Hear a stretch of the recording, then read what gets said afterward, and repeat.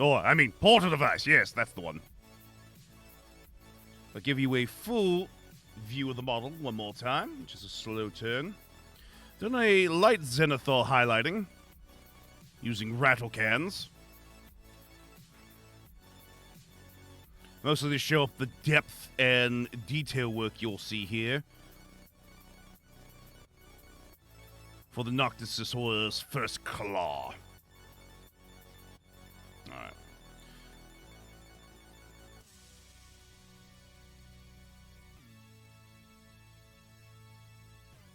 Alright. So, we have a few choices before us on how to proceed. If we go with the same concepts as done before, i.e., given the Noctis horror's line of creativity, one is perhaps desire to do a design akin to that of the Night Lords. But I think I want to try something a little different. I think we will be going for a bluish tone, but one that is so dark, one might also say it was midnight. So to achieve this, we're going to start by mixing Abaddon Black with Cantor Blue.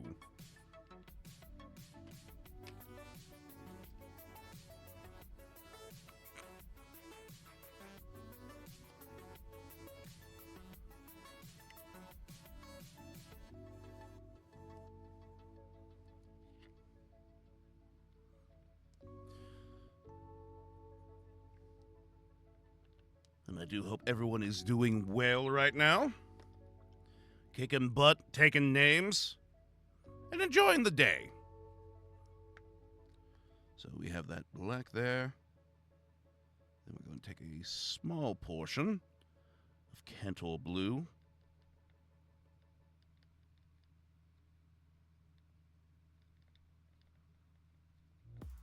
And we're going to just mix it in. Ave Dominus Nox!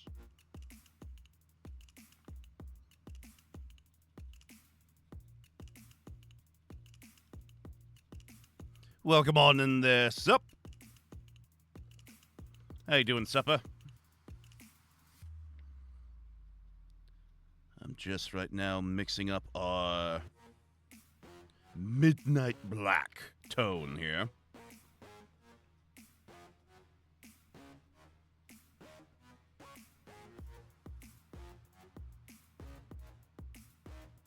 There we go. A little bit more runny. I'm tired, but it is only 2 p.m. So either you have physically pushed yourself. That's option 1. 2 is you've gotten yourself not enough rest, and your body's just saying, "Duh, time to quit." Or you're just too burned out from things as of late. So I might recommend, if you can, take it easy. I got 9 hours of sleep. Wear and tear doesn't just mean you get a good night's rest. Good night's rest is one thing, but if you have been overtaxing yourself, then it can still feel like you haven't gotten anything at all. And so, I have the house to myself.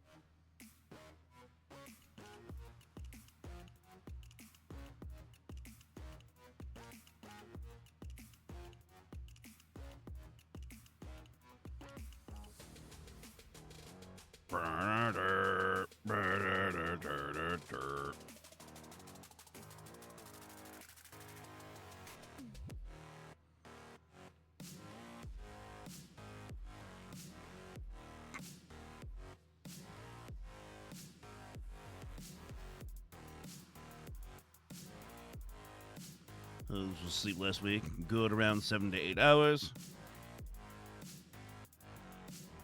That's per night, correct? Not just in total. You only got between 8 and 7 hours, 8 or 7 hours of sleep.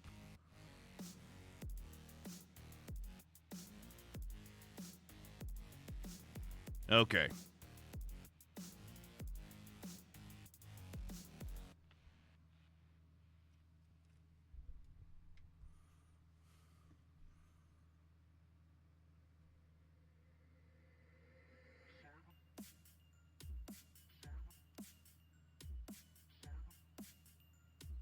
Hey there, visit.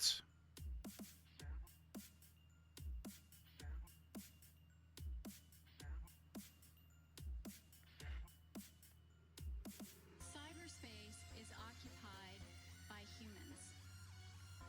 It's a nice looking model. Oh, thank you, Grey Wolf.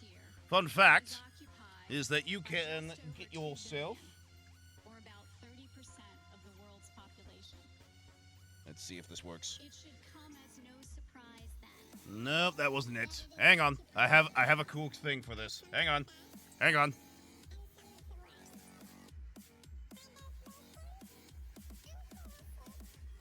Hang on. I gotta remember what I put down for it.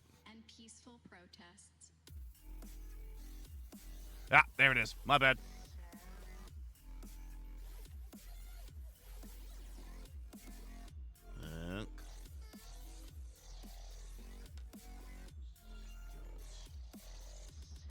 There we go.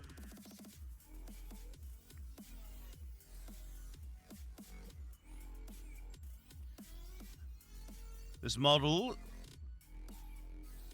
Sefiron, the First Claw, can be found as part of the Millennium Wars Volume 1 Kickstarter here by Daka Store. If you follow that link, you can go right to the Kickstarter page. Whoa! Shiny! What's up? It's a new domain.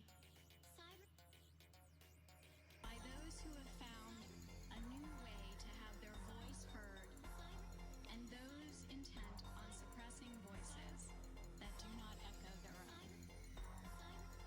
By a new class of talent, so-called hackers. Low iron most days. Oof. Good and bad, expert and novice.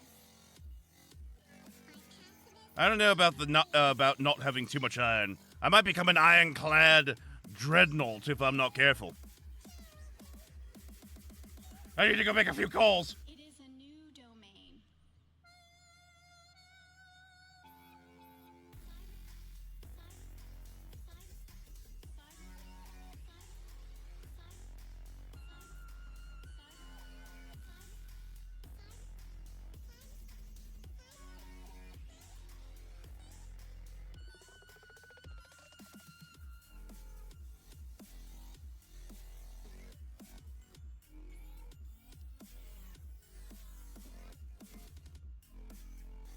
Show them say Daka. I'm getting a better sleep schedule.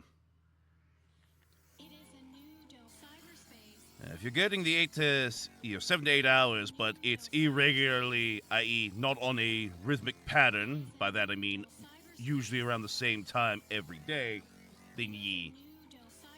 Phone's acting up, BLB, in about an hour. All right, Grey Wolf. To the timelessness of our existence. It's going well, Shiny. Going very well indeed. Space too.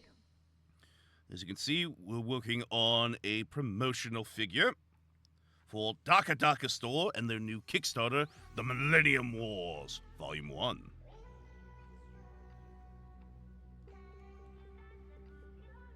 I'm vibing to some country music. Ooh. What are you listening to right now there, Gray?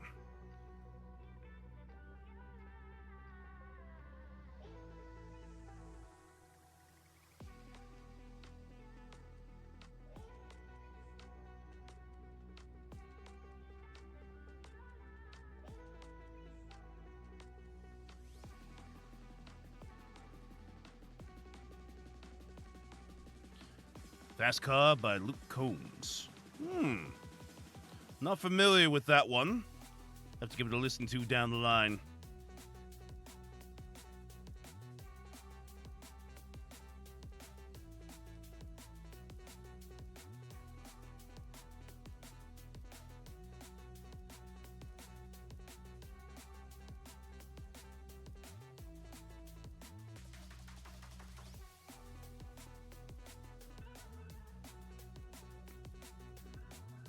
I will once I give it a listen to. But for now, gonna focus on the music we've got here.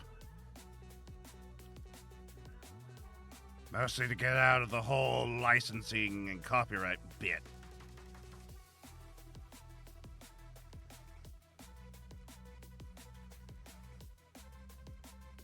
And easy flowing.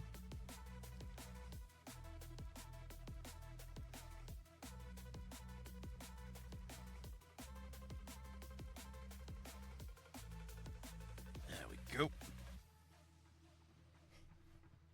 Did you see the kind message I said yesterday in Visit Stream? I actually did not. I missed that one, sadly. I was lurking in Visit Stream, unfortunately. I wasn't able to fully hang out due to businesses, i.e., putting some stuff together. I was able to chat for just a bit, but not long.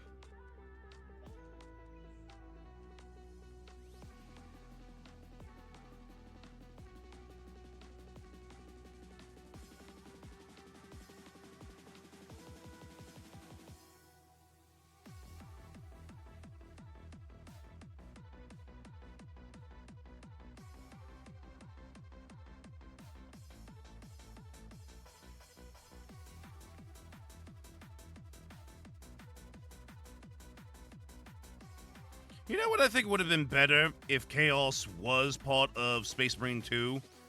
Have it be not like what we got here for the Thousand Suns, though that does make it fairly tie in well with the warp chicanery. But perhaps the war on the world is going a little off kilter because the Night Lords are there. I mean, how terrifying would it be if we could suddenly turn the game into a proper few horror food bits? Like, it still have chaos there, but have it be a different vibe of chaos. That would have the Red Corsairs be there. I mean, come on. Like, you want to show just how dominant those guys are.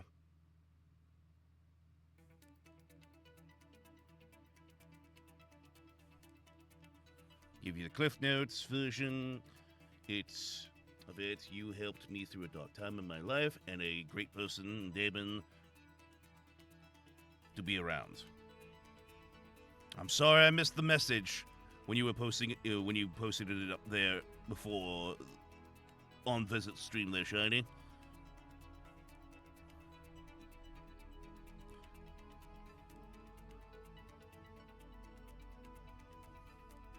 I'm glad you're in a better place.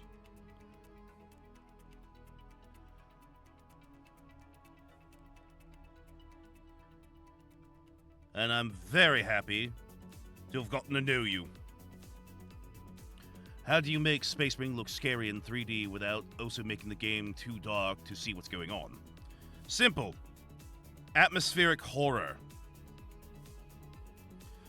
Space Marines, despite themselves saying, "I know no fear," do indeed fact know fear.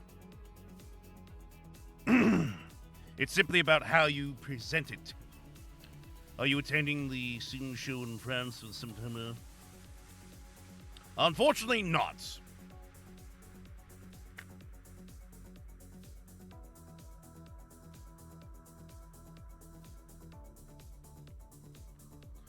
I'm not able to attend such a gala myself.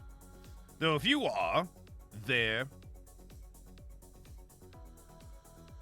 God, Dennis, then have a great time. Woo!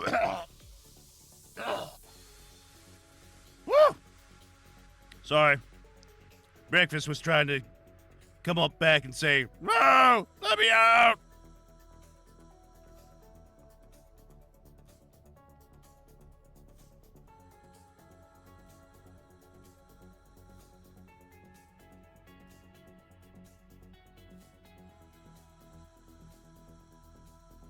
There we go.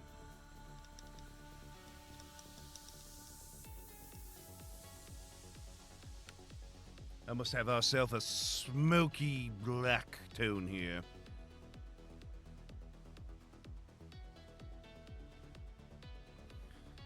is good. All right. Let that sit for just a moment.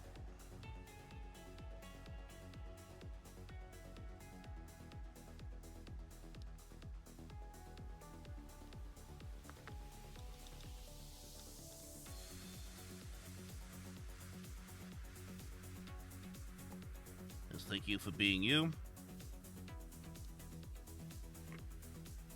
And thank you, Shiny.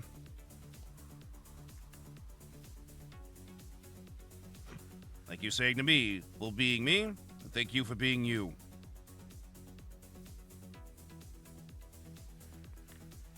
Right.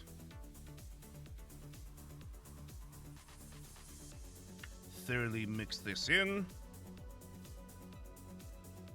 There we go. And thank me for being me. Well, Port, you're the one that lets everyone sail through. You know what? No, I'm going to stop that before I go any further. Because that could have turned into a mean thing there.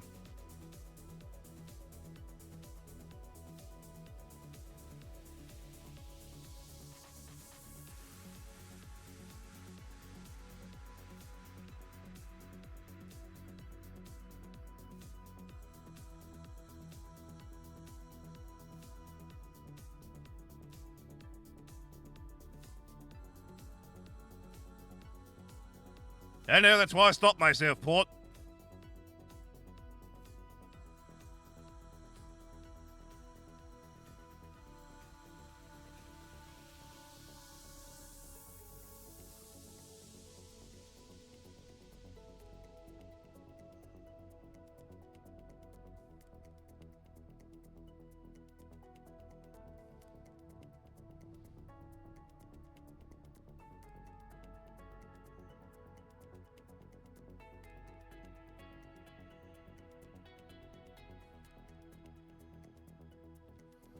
And maybe asking yourself also, why did you do a Zenithal if you're just going to be painting over it rather than doing a contrast? I did that so that way we could see details. Like, you know how hard it is painting over just a black model when you want to say, oh yeah, no, check out this cool thing, check out this cool detail, when you can't see it? Kind of stinks. So I'll give it a little bit of extra love to kind of help out showing it off. We need the details! That we do, Spartan. That we do.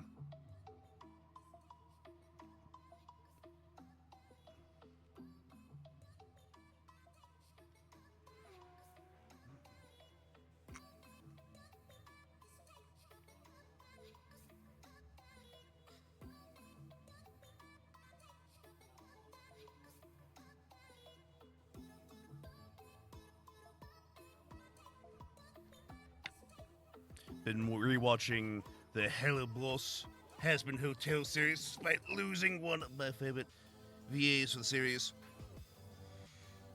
Edward Bosco!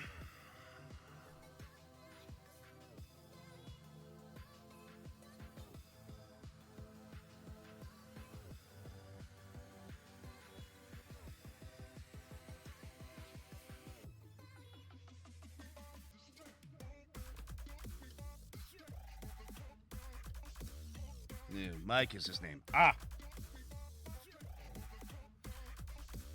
What color is this? Abaddon Black mixed with Cantor Blue. I always told myself if I was collecting Night Lords inspired by the Omnibus, as a lot of Night Lord fans, I would paint them in very blackish blue. That's what I'm going for here. So I've infused Abaddon Black with some Cantor Blue here to start our dark tone of blue.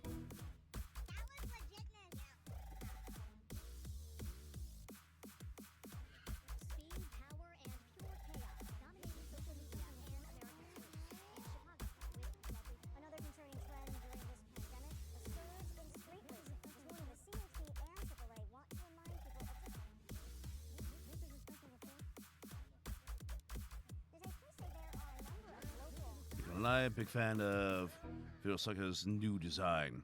Ooh.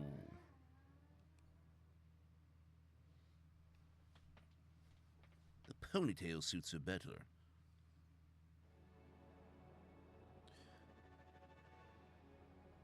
I've not kept up properly with the Has-Been and Hellbosses series. Could you describe and tell me about this character, Shiny? Doesn't sound familiar. I mostly know the main casts, but...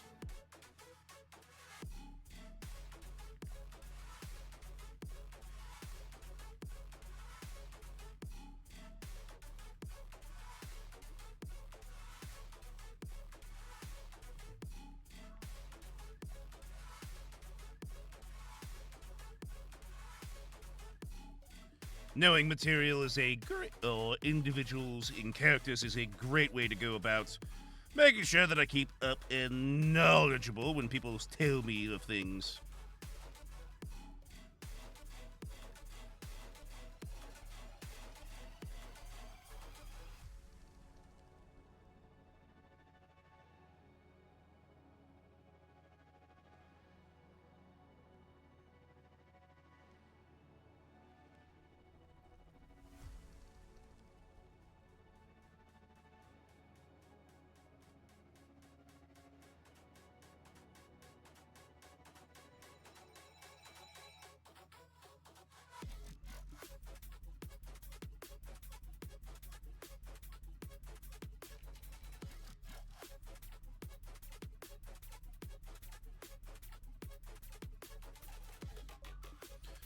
Succubus with pink hair and skin and white hair.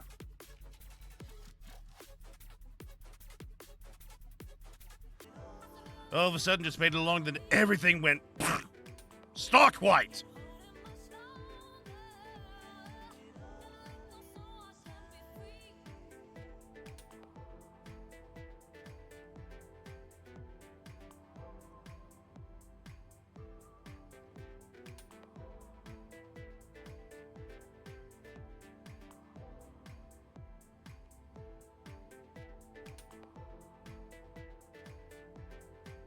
Thank you, Port.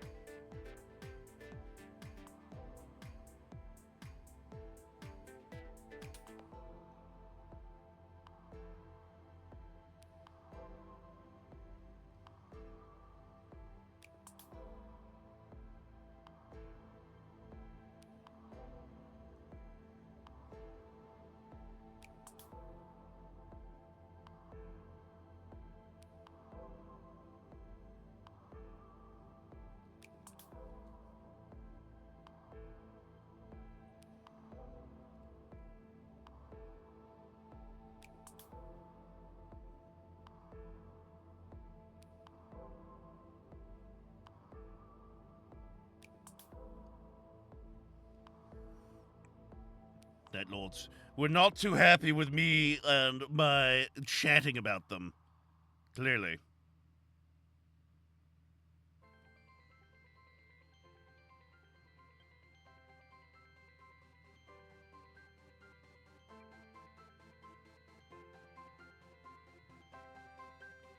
Add mech tactic support.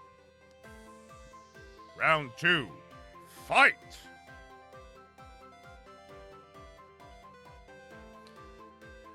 You were just telling me about Blitzu's ex-girlfriend.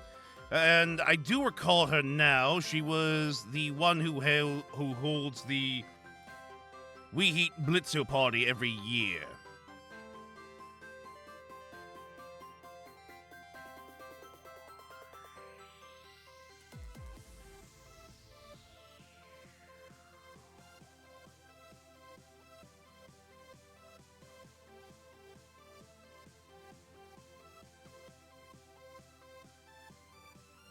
Which honestly, now that I can put a name to the face and character, holy Blitz, you know, that guy really fucks around and screws people over to the fact that he has a entire, practically a frat house of people that loathe him.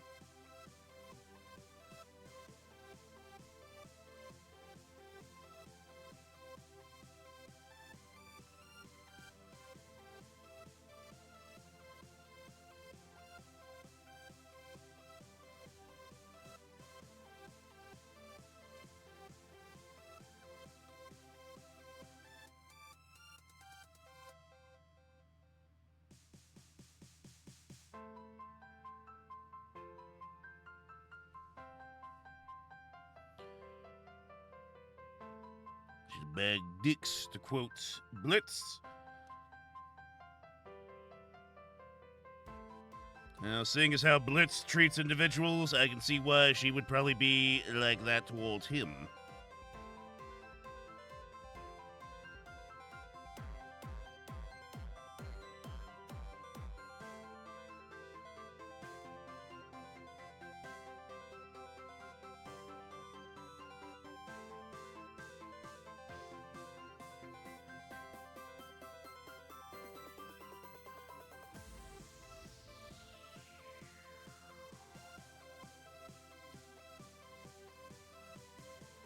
There we go.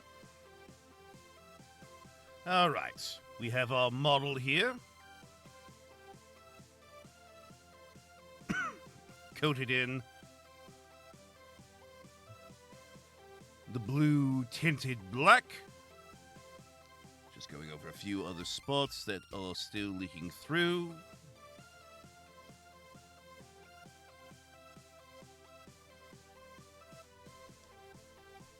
When does the fight start? Once we get the Black Lion set up, oh, there will be sparks to fly. All right.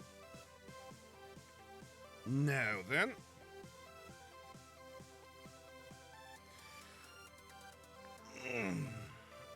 Stretch out real quick.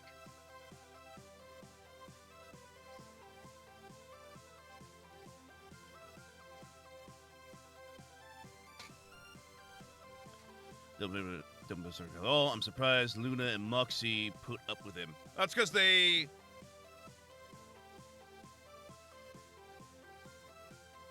Looney's family, so he treats her different. And Mox is different because Blitz sees other things with him. And Millie's just Millie to him, so... He's never been the best, but he hasn't been the worst, because he's a coworker, not a lover. You make me want it, I can't refuse it. Now I'm an addict, you gave me potion.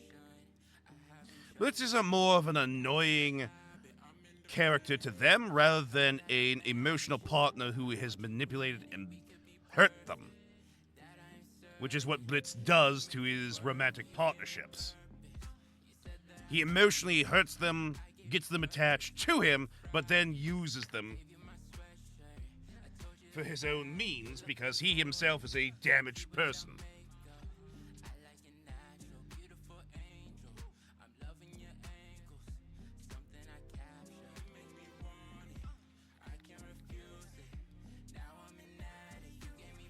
His only methods for self-treatment and or care is to do harm to others and to treat them the way he does. Because it's not about them, it's about him.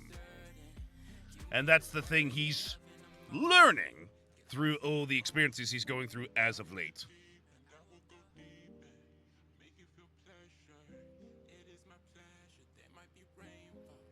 Alright. So now we thinning down Cantor Blue quite heavily. Because we're going to be building up a blue effect. Who will I play as? The Noctis Horrors or Black Lions? Ooh, it's a tricky question. Because I love the aesthetic we have for the Noctis Horrors here. But when you see Richard, the leader of the Black Lions, you understand why I'm having a little bit of hesitancy. Because I do appreciate the design for him. Alright.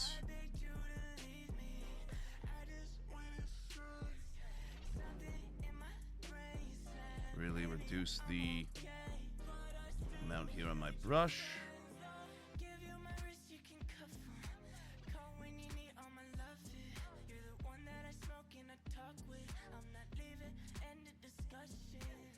And really thin this down to be likened to a shade less glaze.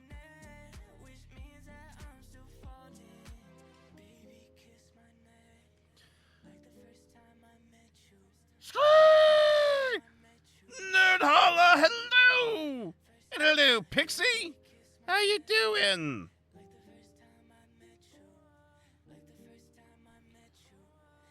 Welcome on in. Got me just as I'm applying the very thin down Cantor Blue onto our Noctis Horrors leader, Sefiron the First Claw.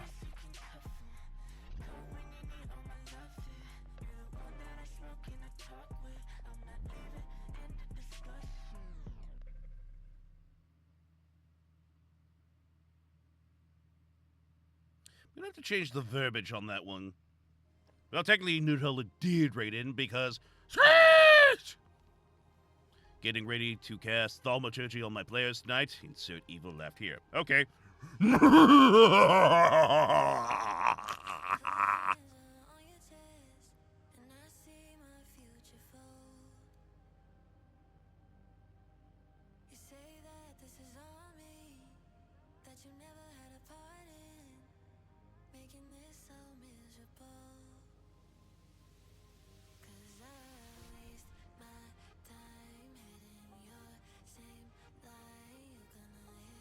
Still in her box until I'm ready to paint her.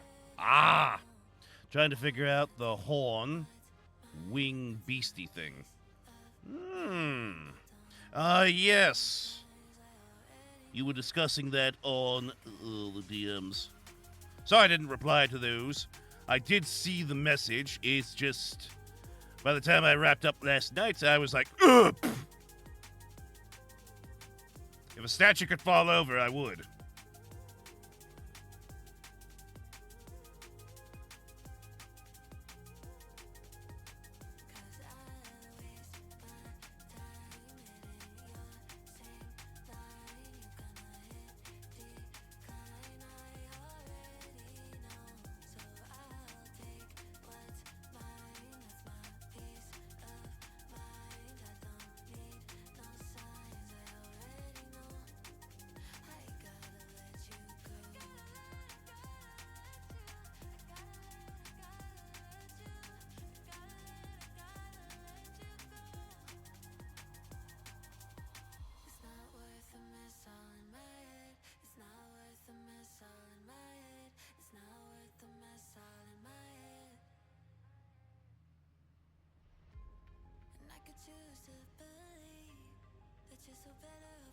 There we go. What's up, Crumper? Hope all's going well. I finished my kit bashing model video in the Discord. Woo! Look at that in just a minute. Yeah, the model here is quite impressive. And is currently a great bit amount of fun. Posing-wise, very much love it. Due in part to the wide open stance, so I have access to all angles of the model. Those few that are a little hard to reach are minor and can easily be dealt and fixed. Now, speaking of the model itself, if you're interested in acquiring your own, I suggest following the link there to the Kickstarter page, the Daka Daka Store's Millennium Wars Volume 1, wherein which here the Noctis Horrors and Black Lions forces do battle. They are STL files, however, down the line they shall be available on the Daka Daka store, as all their products are. Indeed, it is nice. It almost gives me Death Spectre's Space Marines vibes. Very well could be. Again, they are miniatures, so do with as you please. I was giving no marching orders for color schemes, so I am just having a little bit of fun doing a very darkened blue tone for these fellows.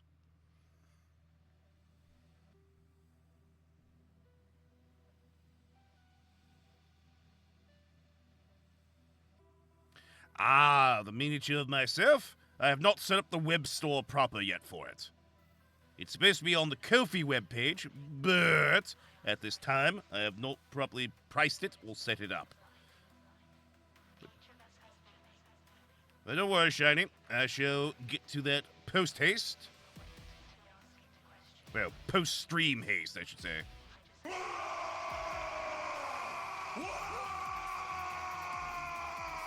And there come the boys.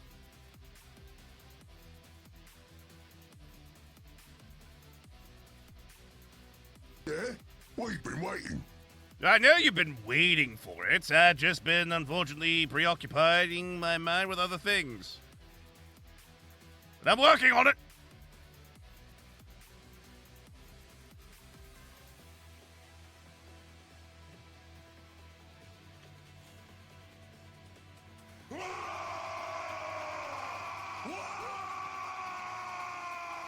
Send in the next wave.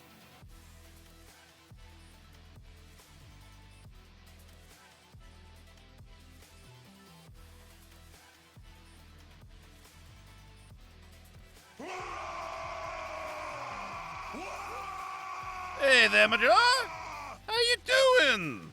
It has been some time. I hope you're doing well.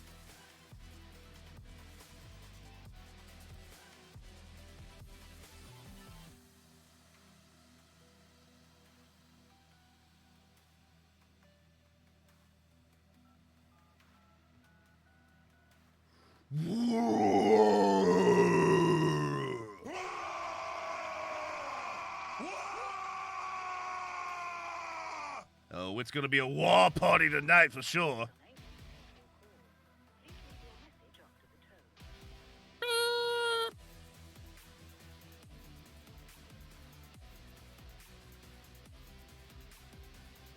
Hydrate, you bastard! Hydrate!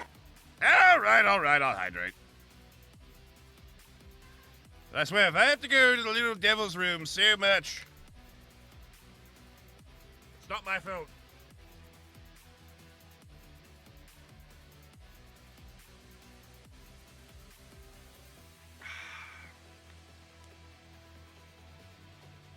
That sounds like Nurgle war crimes, then Orc war.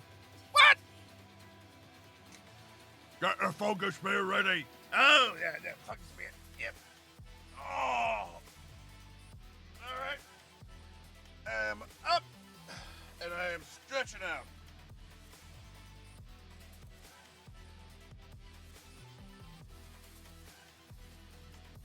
Oh. All right. Oh. Loosen yourself up, and let's do this.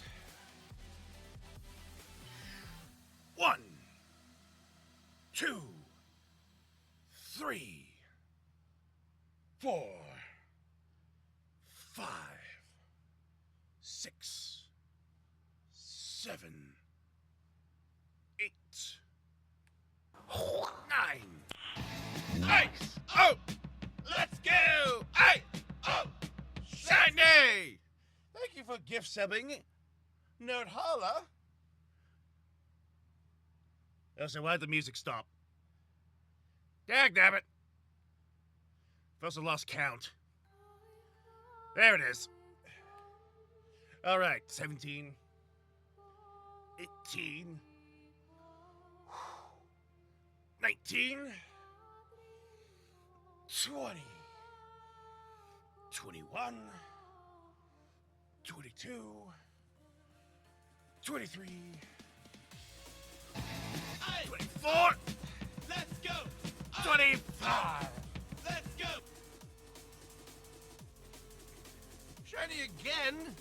Another gift sub out to Warbles and Grumper. Thank you so much again, Shiny. I know it's hard to see, but I'm doing a heart.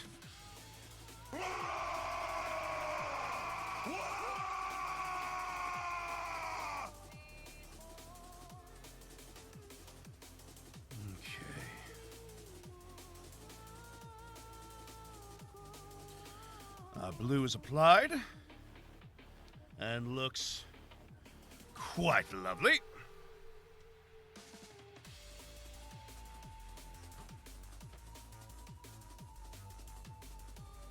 All right, give me just a moment here.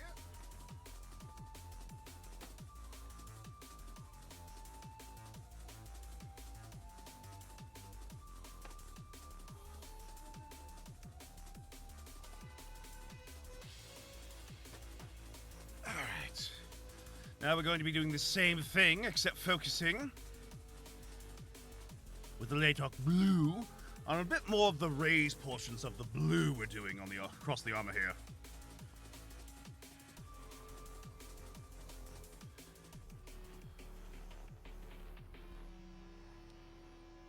Really? You're gonna do me like that, Paint? Fair enough. I shall take upon the everything. No, not take upon everything. Take everything from you. Here I'm trying to be this super kind of overloading character. I don't even know what I'm doing. I'm so out of practice of being evil. Also, it doesn't help that you're coded in good intentions. Shut up! Wait, who said that?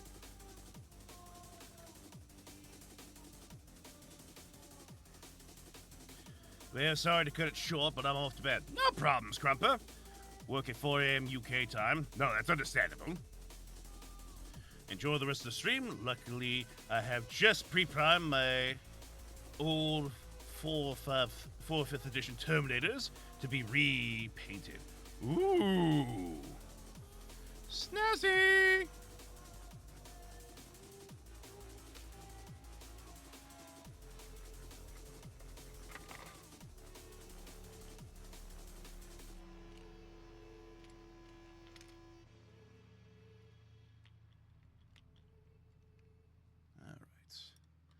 Standard brush. Mix it up with a little bit of water as well. The ones with the long tusk helms. Yes. Yes.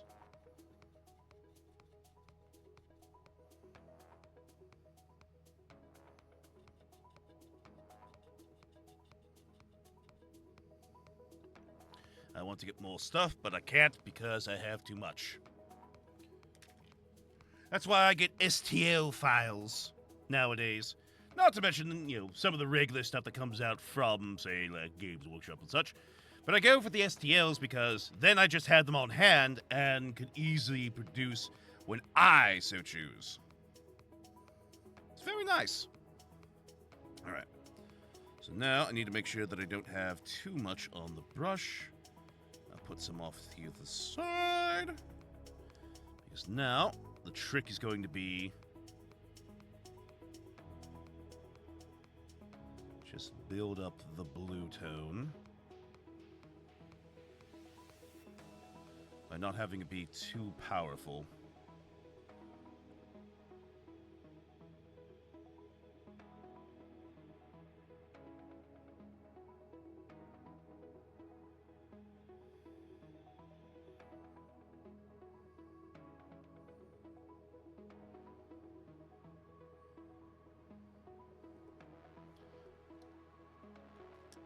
I think I have 3K points in Tau. Ooh!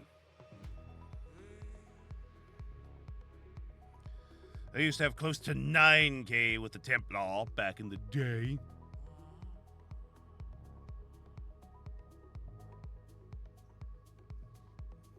There we go.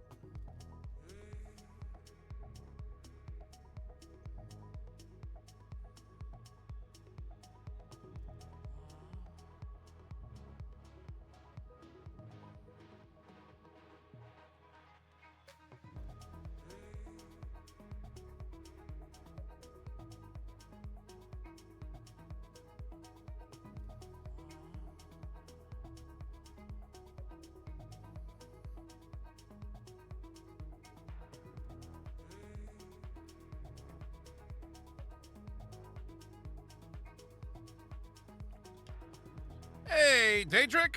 How you doing?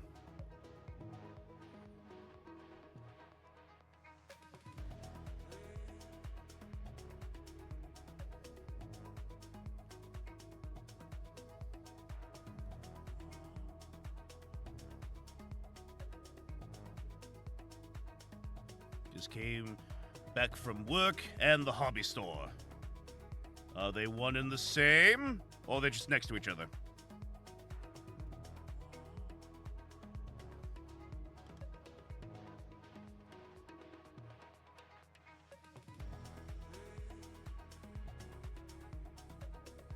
close to each other. Well, I was close.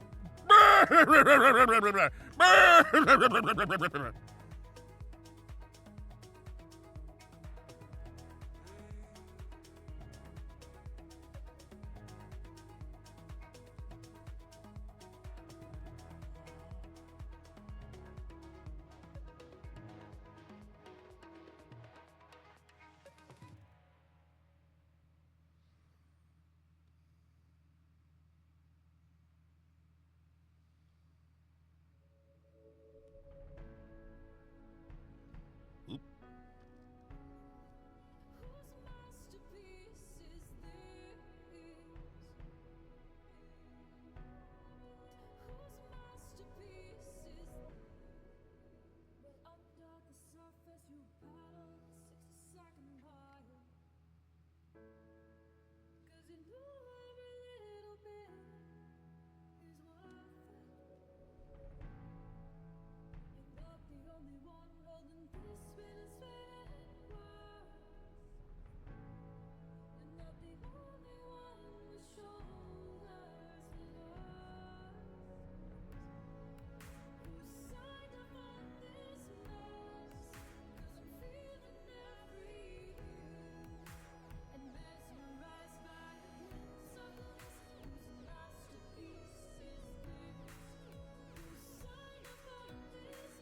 Just got some paints. Is all ran low on some of the metallics. Ah, I feel that.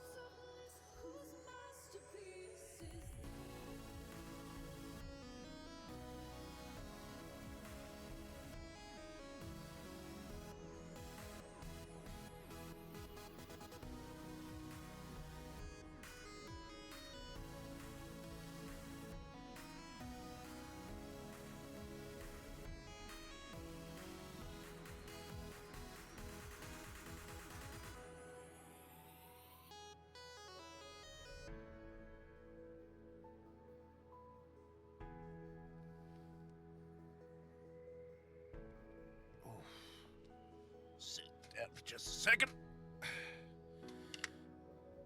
And I'm actually going to change grips here.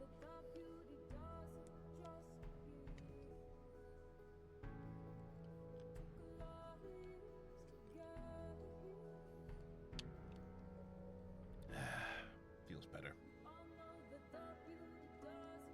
Give that a shift as well.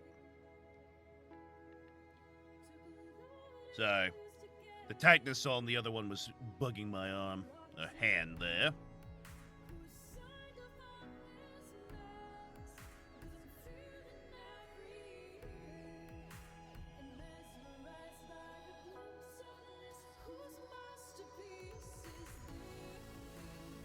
And before anybody makes a note saying, what hand? You're a statue. You know what I mean?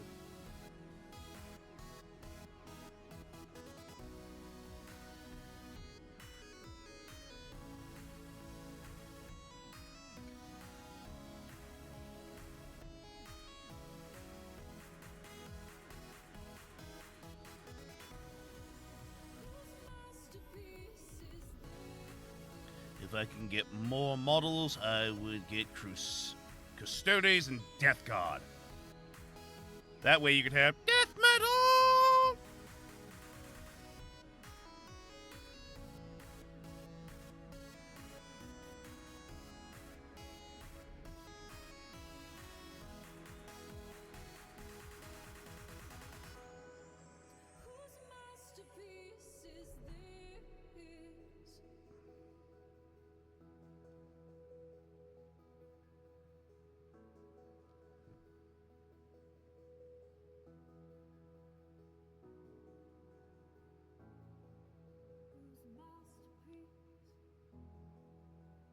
There we go.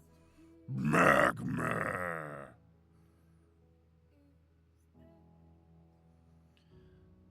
Going to be starting on a new kit either today or tomorrow. Ooh! Still don't know what to base my Termes Warriors army.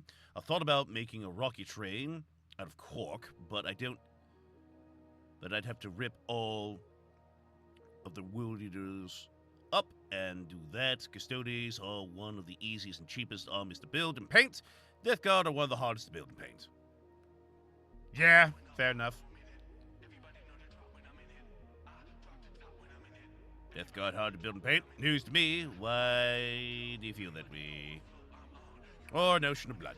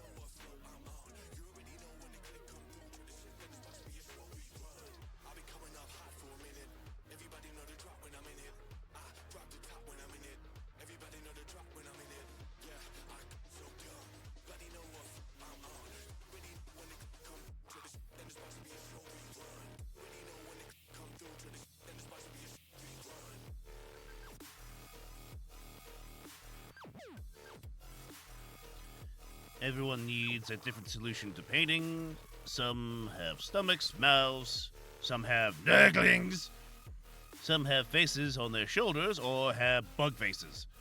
Ugh. Every single Death Guard Plague Marine has different bits and bobs that make it unique to the model.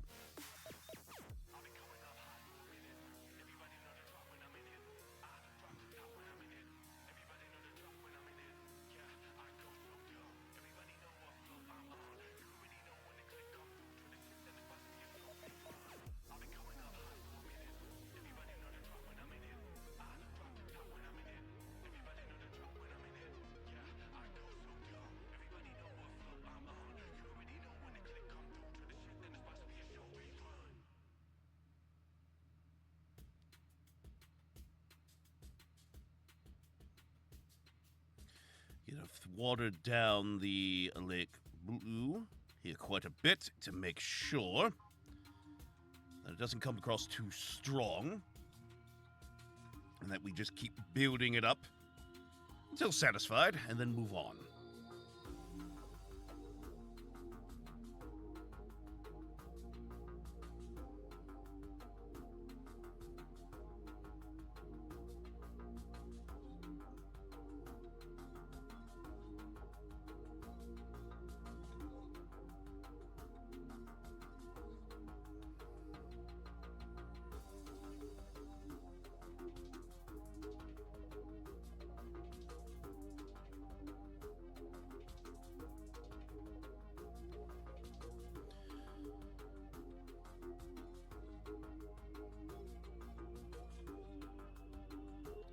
That Nurgle models are very forgiving to paint. Considering you can splotch all manner of dirt, grime, slime, and more, help the disease effect. Takes the entire army to look cool, and every model is different. However, every model is different. There is no uniform paint scheme like other Marines, which makes it hard. A little bit. The armor itself can usually be the same color. But you're right, with all the different designs and such across them.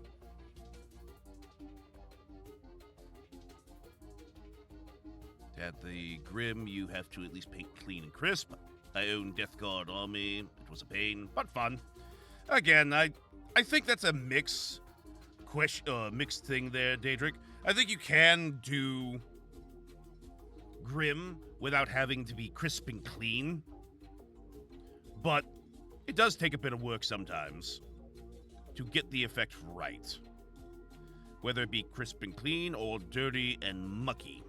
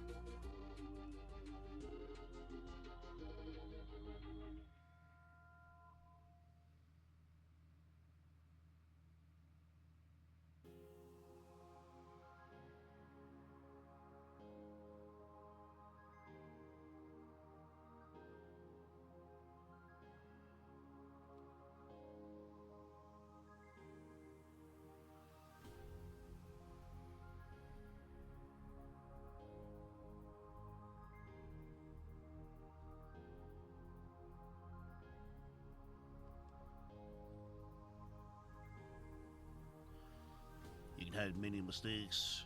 Liberal amounts of inks and shades. I appreciate the insight. I do not know Nurgle army. I'm just a smattering of miniatures. How do you experience the models? World Eaters or Imperial Fists? Ooh, that's a tough one. Right now, I'd argue for me, it's the World Eaters, because I'm waiting for the Imperial Fist relaunch. Once we get the Assault Terminators for GW and Lysander. The moment I get a new Lysander, I'm like, "Roar!"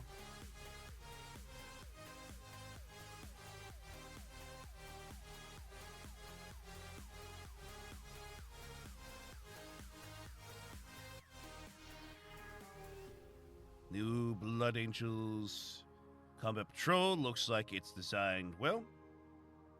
2 squads, or 1 giant squad, of Sanguinary Guard, Assault Intercessors, and a Captain.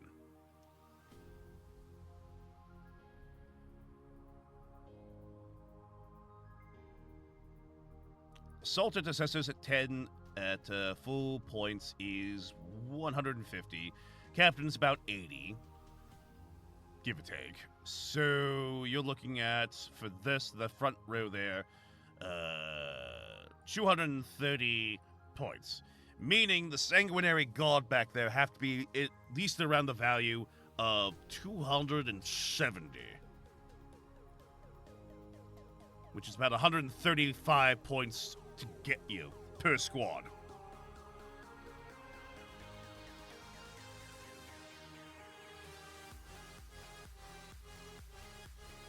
If it was an even 500 for the combat patrol.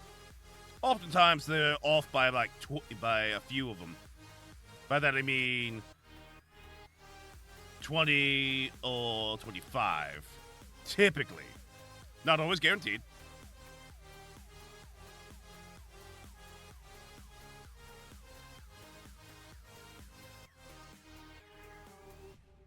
Christmas box of Sisters Battle. 2 Imperial Sentinels, a 10-man squad of guard, a Commissar, a Skitarii, and a Baneblade. Oh! That's what you own! Okay. I was about to say, J-Trick, I'm like, that doesn't sound like a Christmas box for the Sisters of Battle! I'm not kidding you. Just a few miles from the rotation, we're in very, very heavy winds, although there really is not a tornado that I can see on the ground. This is just a storm. This is a wind event now, probably 80 or 90 miles per hour. Wind.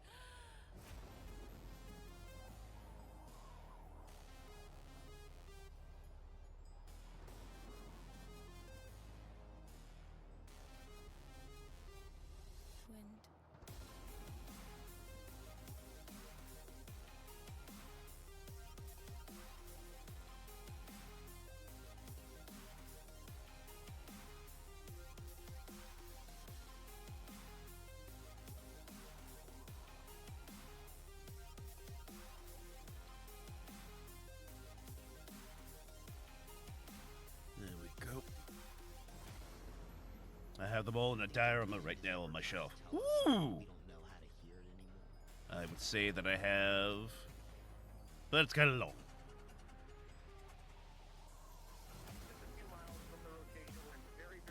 I have every Death God model except for the Heroes line, Death Size, Champion, and Moctarion. Wind.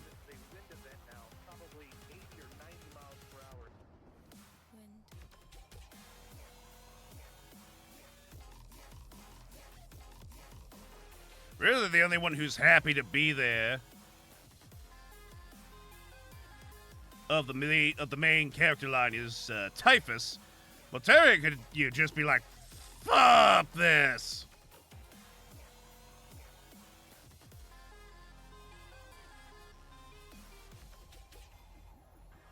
He does his master's bidding, most times, but he hates Nurgle. He hates the fact he's a psyker. But again, it's that self-loathing side of things and the dual standards in which Moctarion often lives by.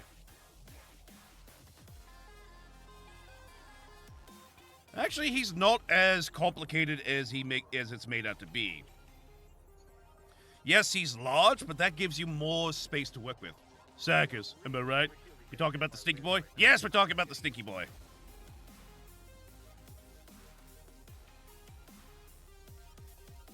And how stinky he is.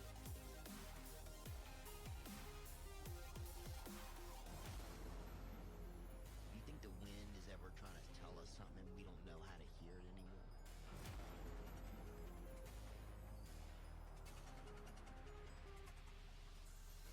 Just a few miles from the rotation, we're in very, very heavy winds. Although the really is not a tornado that I can see on the ground. This is just a storm. This is a wind event now, probably 80 or 90 miles per hour. Wind.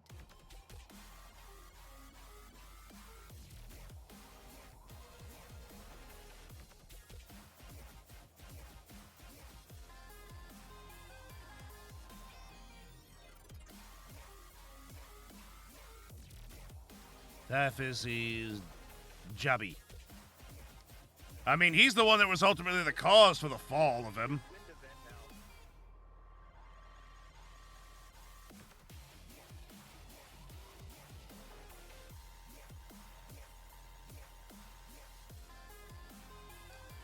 Oh yeah, between Typhus and Erebus, I'm curious on who's got the better job for their deities. Wind.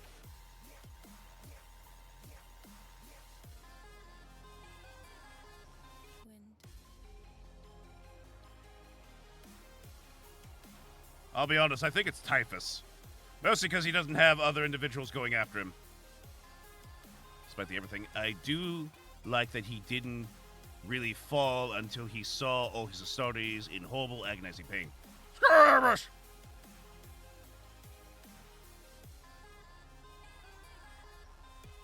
Again, Mortarion is a complicated hypocrite.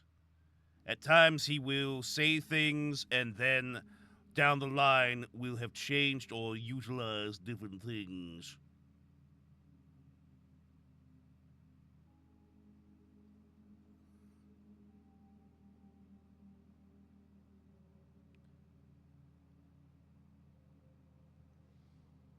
I know he didn't like his legion.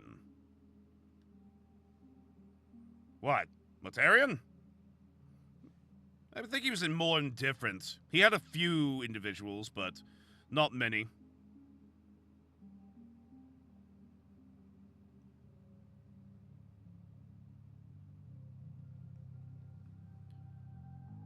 Remember when he's on the demon with numerology, which is not magic? And then the demon makes fun of him for it. Oh, Lord.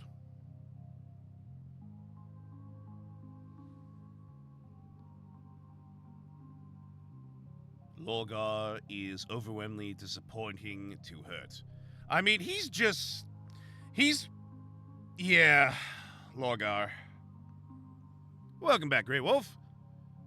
Pretty sure you didn't like him anyway. I do not like Lorgar at all. He's such a whiny baby.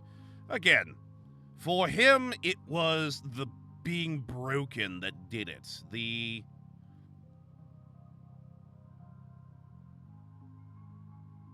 He had to have that religious side of things because that's what he needed. Yeah, Angron, well, Perturabo was indifferent. He had barely anybody he was close with. Just again, his personality.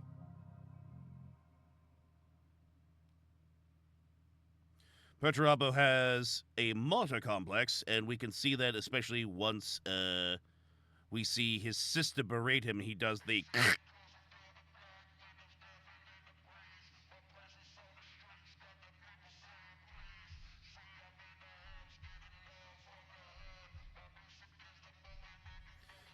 Perturabo forced 1/10 of the Marines to be beaten to death for not taking an entire plant within 48 hours.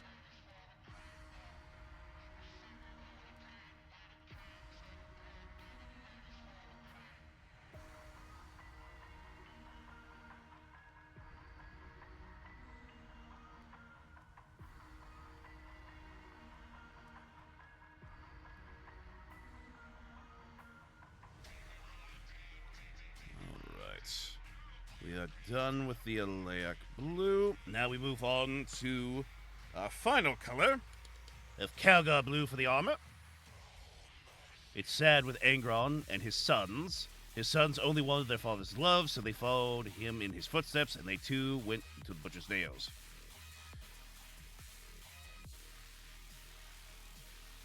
The problem was Angron. At that point, he no longer cared whether he lived or died, and just hated. He never was able to get over or move past what had happened on Sia. Of course, then again, to be fair, he had every right to be upset and angry because the Emperor made Sia unassailable, technically. Like, all the pain Angron suffered, the Emperor basically backhanded him and said, no, don't.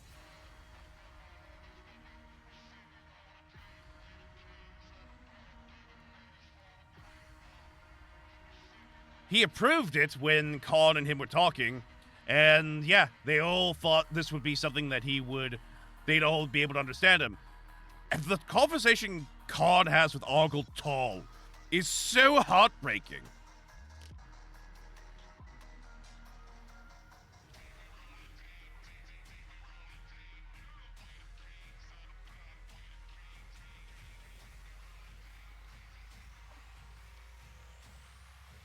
Well, Angron had already consigned himself to death. That was the whole point with the last stand. He and his brothers and sisters were all going to die to the High Riders, and he was ready for it. They all were. And in those last moments, warped away.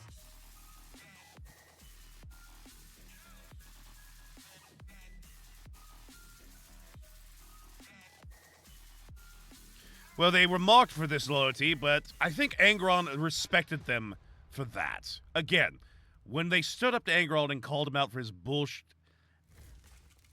for what he was doing, he respected that and gave them a clean death.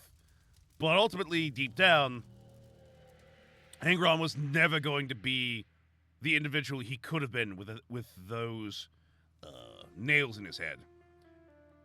Even when he was told he could, with them, for what he had in time, could have been done, he wasn't going to see it. Hey, Phaedrus!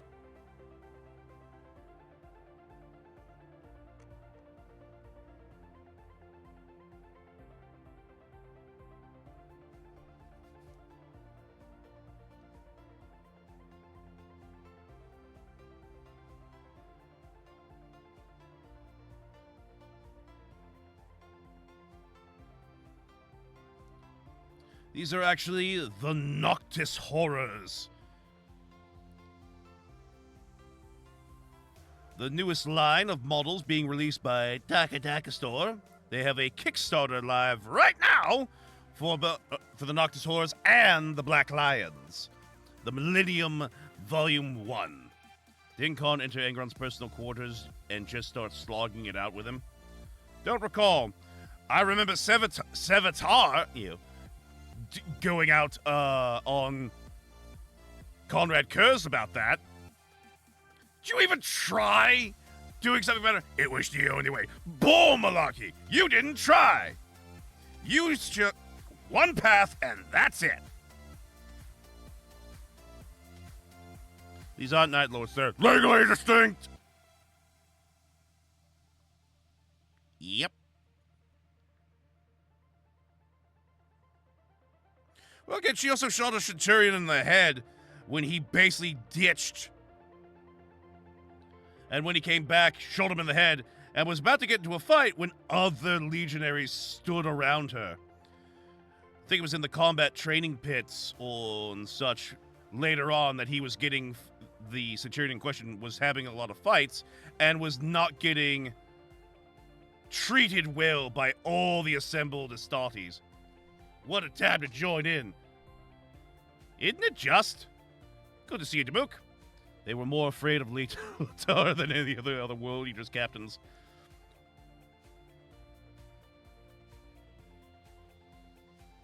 Who scuffed my ship? Ah! I think Khan was the only one, was the only one Angron England's officers he liked, fight back, then they had to report him, and he flipped out and did a violence.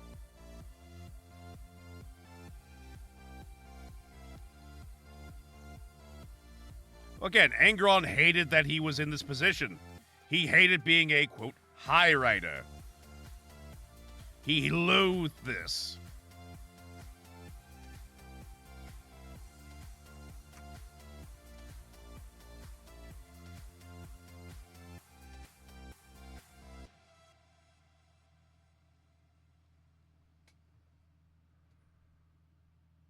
It's one thing to piss off a Berserker, it's another thing to piss her off. Yep.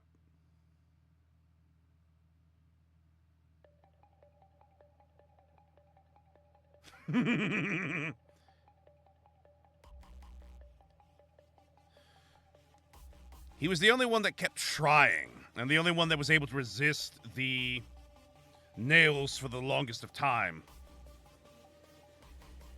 Even in 40k, Khan is still in there, but he's more self-aware of the whole, well, Blood God wants me to go do things, better do that.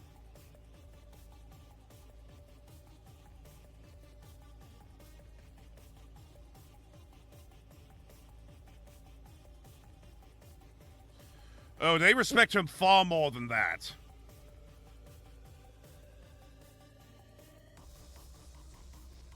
If you're on the Conqueror, you respect the captain.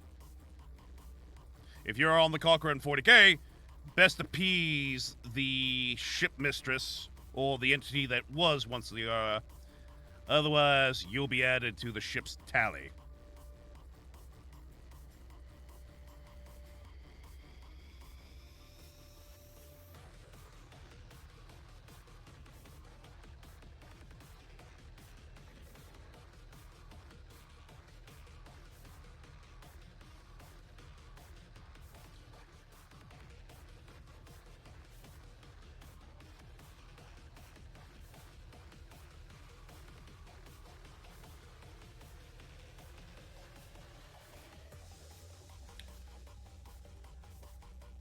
Oh yeah, it's because Khan and Angron were having it out because Angron was more upset that Khan was getting better treatment from the Blood God. Again, being crazy.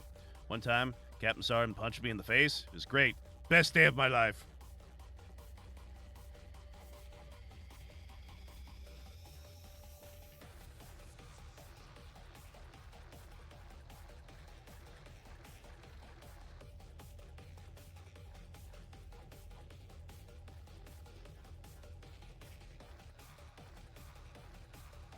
He was having a hissy fit, killed Trader Guard and the ship's crew, so she led him to his escape pod and shot him onto Terra.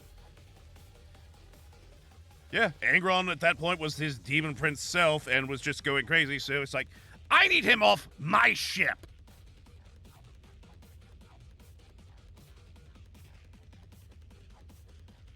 Yeah, basically, Angron during the Siege of Terra was the Hulk. Smash. They just let him free roam. He kept diving in. Oh, just the bleak sense of, oh god, how do we keep him down? After he gets mulched and brutalized by all the las fire, cannon fire, and such, and Sanguinius says, "No, brother, I hope you can finally Oh, come on.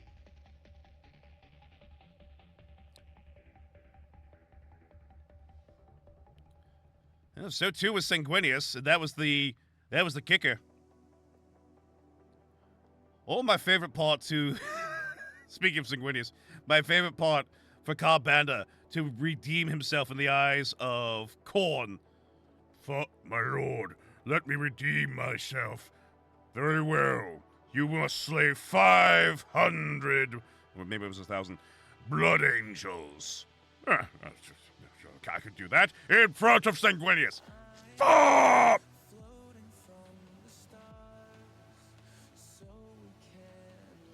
Better to use Angron than using the ship's heavy bombardment. Reusable and fun to watch.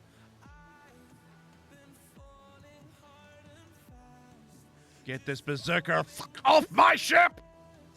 I still like how Dawn made Fulgrim run away and rethink unlife choices. Well, he didn't. He bored Fulgrim. That's the only reason Fulgrim left, was he just got bored. Again, it's befitting that of where Fulgrim was at that point in relation to Slanesh. Dawn bored people. Fitting. Sigismund's courage sometimes outstrips his abilities.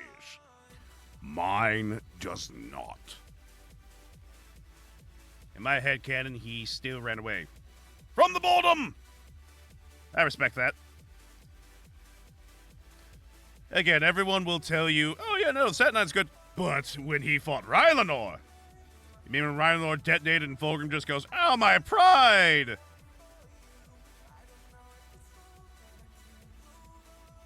I once made an entire world compliant by just saying things. He hurt my feelings. The fact that the traitor Thousand Sons all were in agreement with that. Deserves better than you, O Primarch. Deserves better than all of us.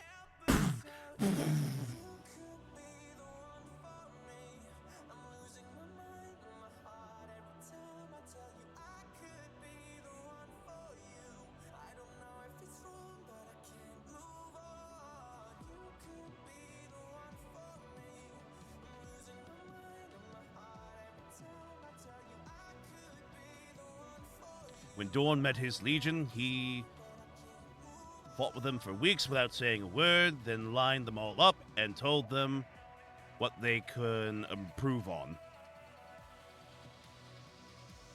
I think one of the most heartbreaking moments for me is when the librarians of the Imperial Fist, even after saying him, or at least they were freed for a minute, and Dawn basically told them, go back to your cells, we'll punish those who let you out. And they ask him, my lord, how goes the Great Crusade? The unspoken words of, when can we come back to the Legion? Dawn just basically glossing over the heresy that was going on says, we stand at ready, my lord. I know you do, my sons. I know you do.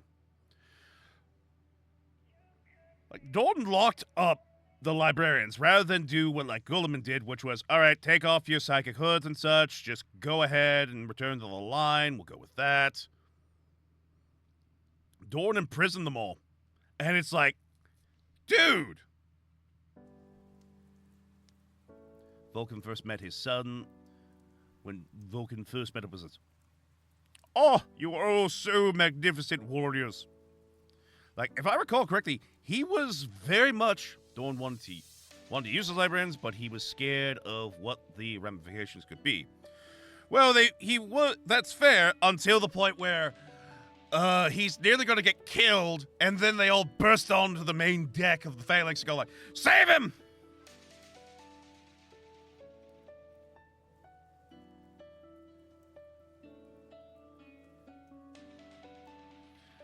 I mean, the Lion himself was very practical about that, and unfortunately for one of his sons, the chaplain who was basically saying, no, the Emperor forbade that, you can't do that. My lord, I'm crying because I did that. I wish it didn't, but I had to.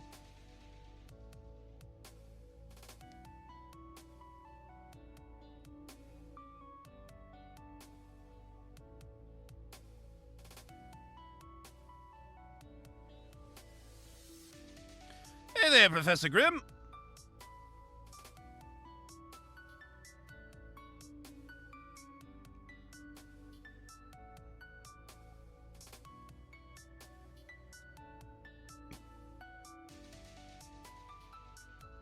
I'm convinced it was set up by Big E. What was?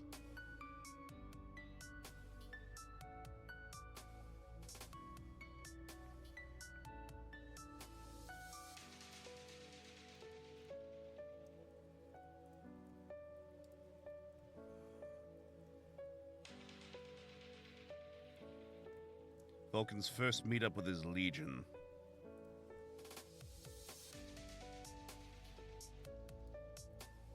Hey there, Painted!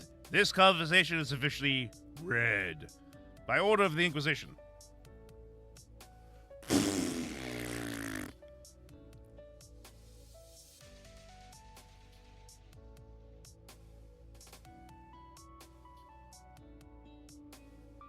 I take the Lionel Johnson methodology when dealing with the Inquisition at this point. You cannot do this! Whoa! How the Neko Maid Merca? The Neko Maids are going fine. Gotta rework them a little bit. Hey, you're a good-hearted soul. Look at your sons saving civilians and need help from orcs. Go get him, Tiger. Well, again, he was also doing that to show him off to Ferrus Manus.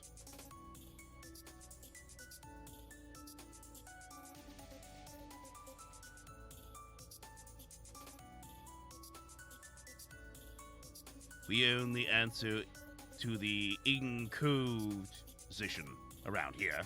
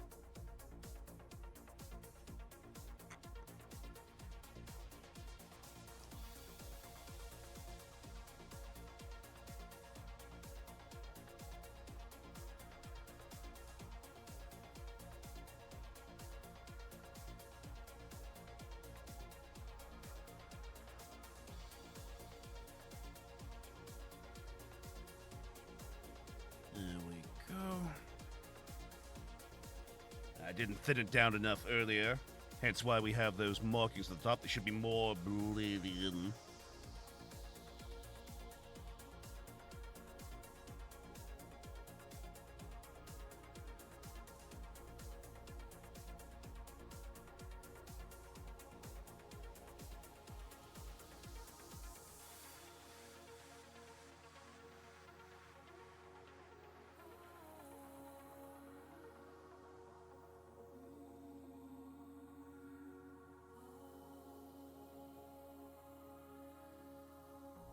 There we go.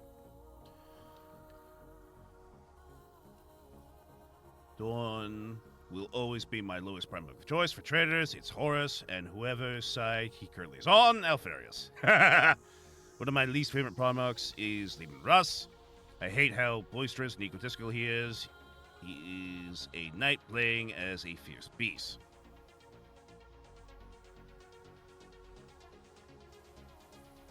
I've added another 6 mecha. Good lord, Professor Grimm! Well done. Russ was and is an enigmatic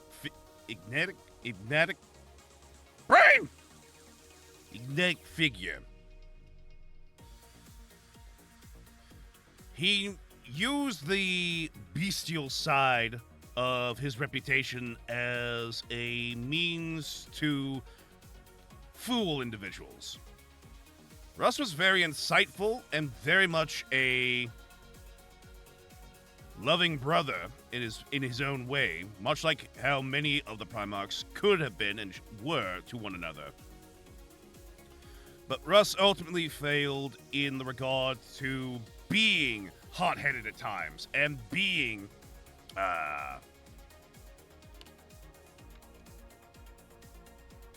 overly confrontational. His stuff with Angron to try and get to him failed. His duty and revelation about Magnus, again, failed. The first one was he couldn't reach his brother because his brother just was done with reality. But for Magnus, yeah, he was tricked, but by the time the heresy had fully kicked off and such, doesn't matter if he was tricked. Magnus at that point had made it was now fully in the sway on Horus and Chaos, so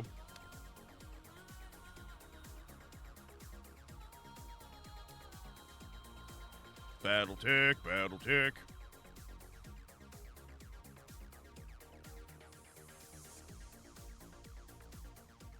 Nope.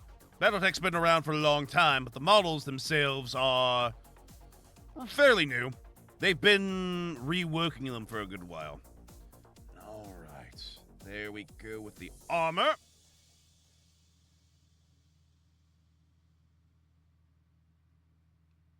Plastic! Now then, how to proceed with the rest.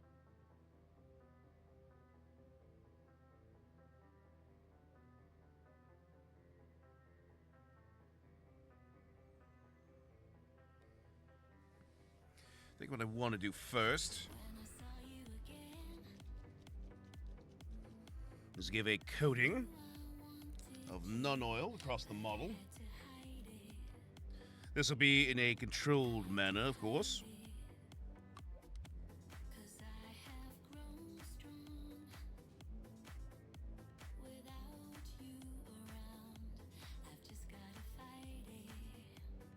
Get a fairly heavy amount there. Even if he was tricked, the Captain General of the Custodes told Lehman that killing the Thousand Sons didn't sound like something the Emperor would say, but he didn't care because he hated the Thousand Sons. What? Ah! Quickly, everyone! To your positions! Swords, shields, spears, arm the Mariners cannon! Ma, I swears to the gods, if you've loaded that darn pie thrower 9000 again. Anyway, hello, Epic Duck Studios, and hello, Raiders. Got a raid and run. Sorry. Oh, good, Epic Duck. Get out of here. Do your thing. Hide amongst the paints. It'll save you for now. Can I have a cookie and nap instead? Maybe. Epic Duck that shout out there. Did try to have multiple times speak to Magnus, but Magnus would not answer, so both were resigned to their fates. Yeah, Magnus shut down and locked everything out, and Russ thought he was talking to a spy that Magnus had put into his forces at one point, but no, he wasn't.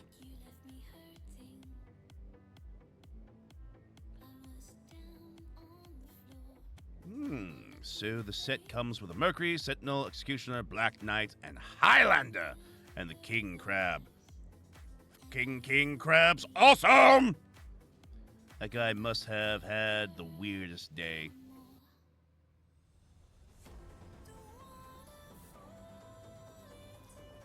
Also, to go back to the comment on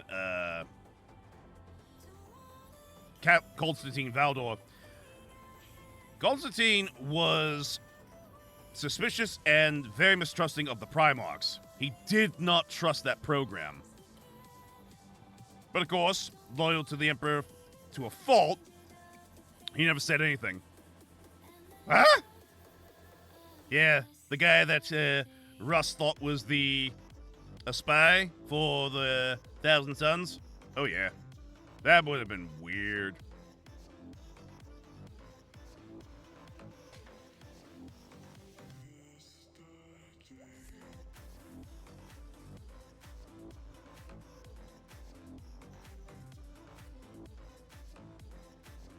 I want you all to be girls.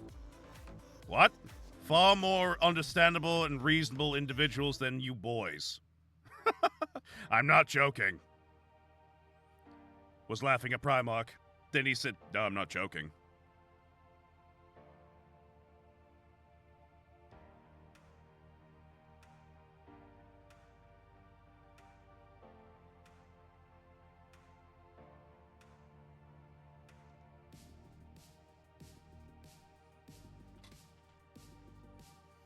how I know Malcador never had sisters.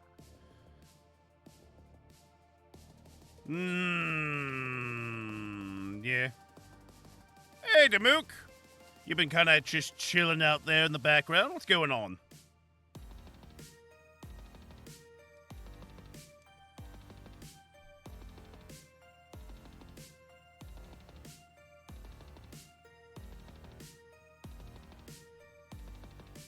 Have you ever heard of the 222 bomber? It sounds familiar.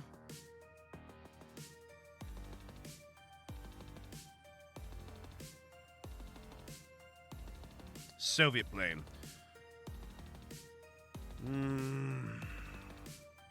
Not heavily, then. I don't know the Soviet models of planes or fighters and such that well. There we go. Just that nice light sealant of non-oil there. Hey, Stag!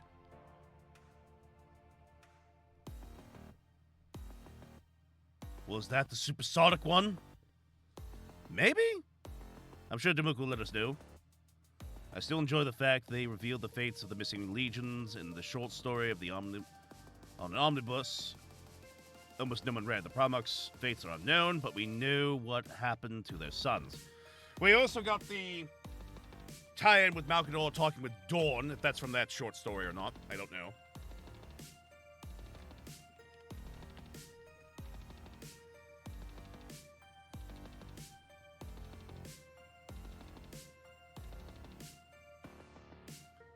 And Dawn and Gulliman had their memories wiped by Malcador.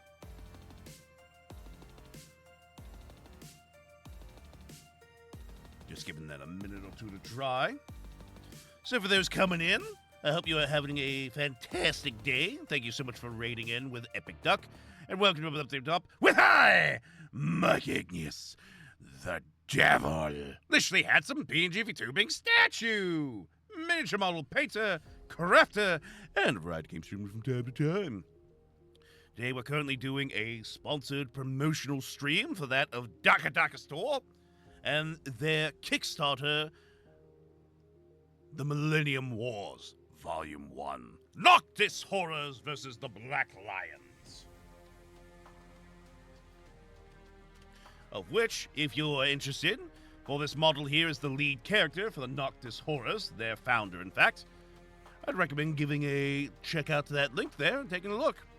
350 plus STL files for two full-on, third-party, warrior space monks. One might even say they are Marine-esque in their efficiency. It's an absolute piece of shit. This being the Russian plane. Not the Kickstarter. The Kickstarter is awesome. Back that. It had multiple problems with its wings snapping off or somehow melting when it goes supersonic. The ejector seat also shot the pilot out the bottom of the cockpit because one of the turbines was on top of the plane in the back wing and sucked up the pilot if shot up. Jesus! What's the army list consisting of in this upcoming battle? Well, if we're talking about for these ones here, Hull at the edge of memories of the Noctis Horrors, not Night Lords! Legally distinct! They have no affiliation with the company rhyming with James Porkchop.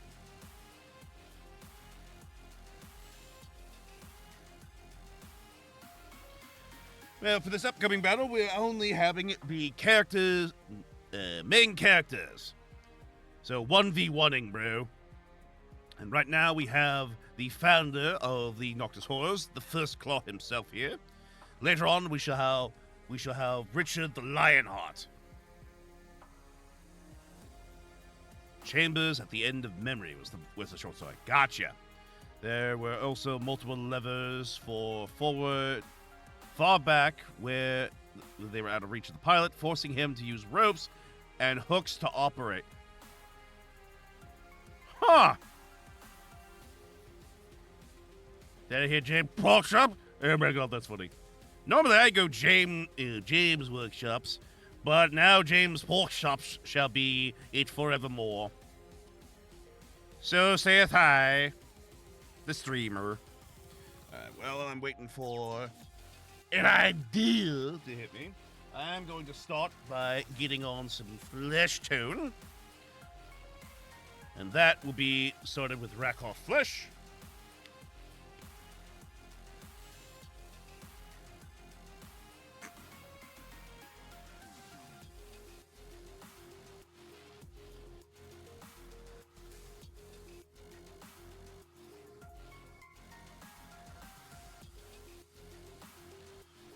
Security job because of how often it falls apart.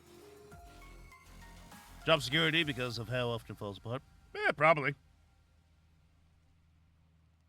I love getting legally distinct models. A lot of change I painted for a friend was legally distinct. They're always handy having legally distinct things.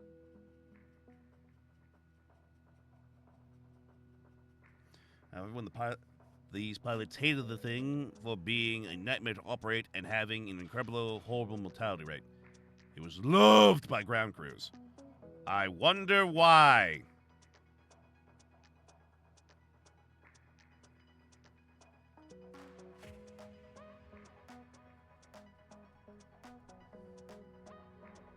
Have to put all caps in there.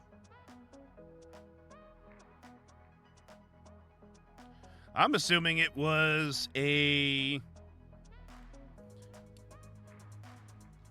My initial thought was it was a nightmare to fix, so it gave them so much time to do stuff.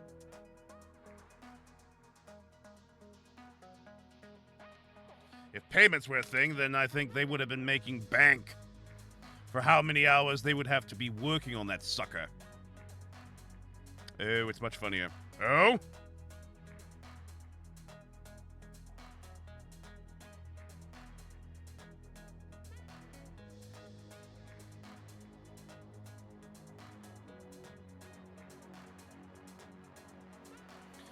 So another issue of the TU-22 was the cockpit had an overheating problem. However, it had a coolant system installed.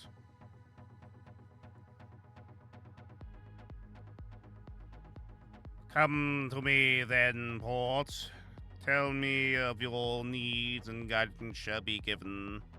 For I, the statue bound within the lake, shall answer thee.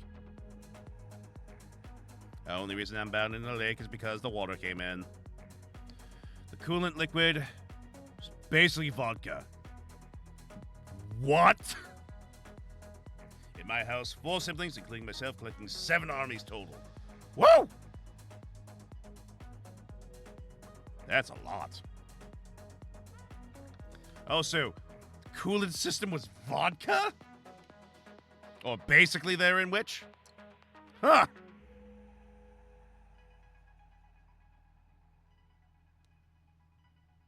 No joke, its chemical composition was nearly identical to vodka and could be drunk safely.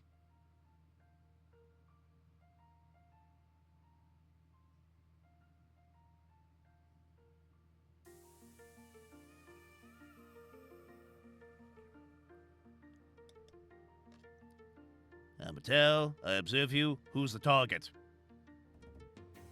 The shadow behind you says, me.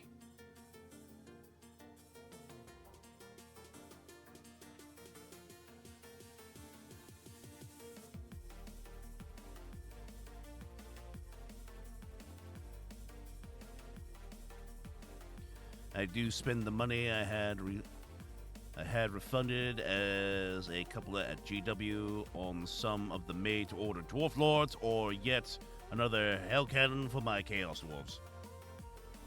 I'm personally wanting the Hell Cannons for my Chaos Army, but that's me.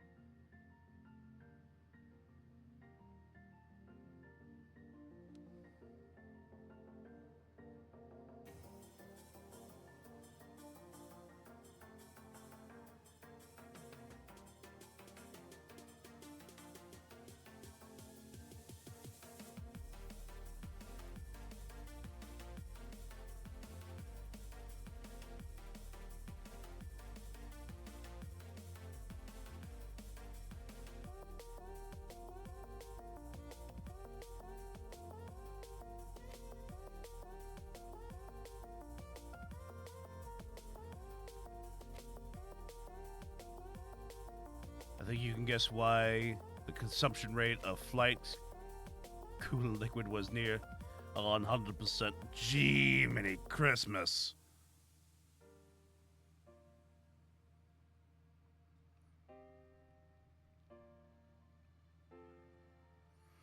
I guess if there was a crash, they would be looking for the coolant system intake ports and finding out, is it still good? Yeah, it's still good. All right, pass it around. Hail cannons sound awesome. They are. I have the means to repaint my old one, but maybe just buy a new one is more fun. I'm planning on getting my own, both new and see if I can find an old one. Ground crew must have been having a party every day. I mean, I wouldn't be surprised if the pilot was constantly telling them, yeah, no, we're having a problem with the coolant system. I need it fixed. Can do. Can do, sirs.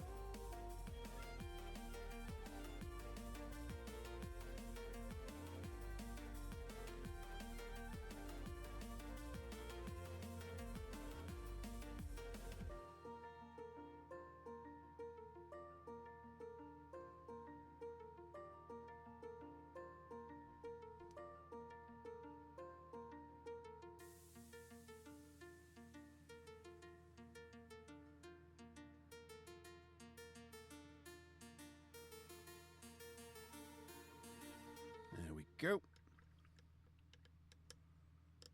All right. It'll be the flesh tones applied down there. Buy one, then you can have 2 hail cannons. All right. Now, we're taking blood for the blood angels. I'm gonna mix it with a good helping hand of that shade I have down there already.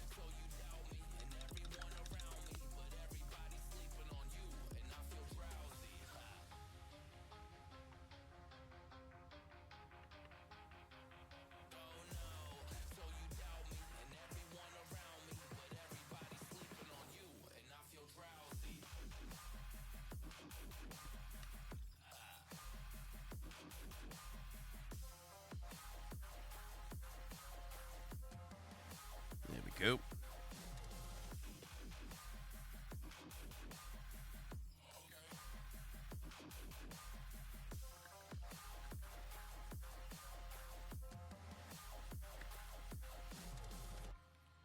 Keep me out of the sky. Just tell him we have problems with the coolant system and we're getting it fixed. You expended too much of it, and we have to wait for a refill. Do they send that stuff in kegs? Yes, they send that stuff in kegs.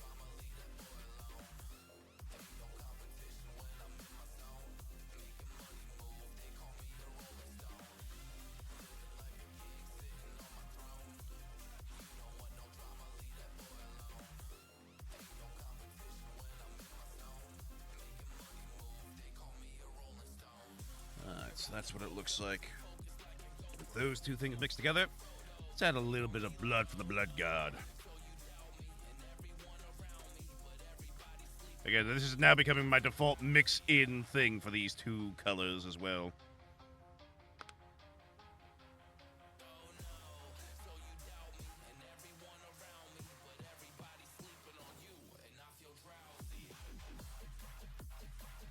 It's even funnier story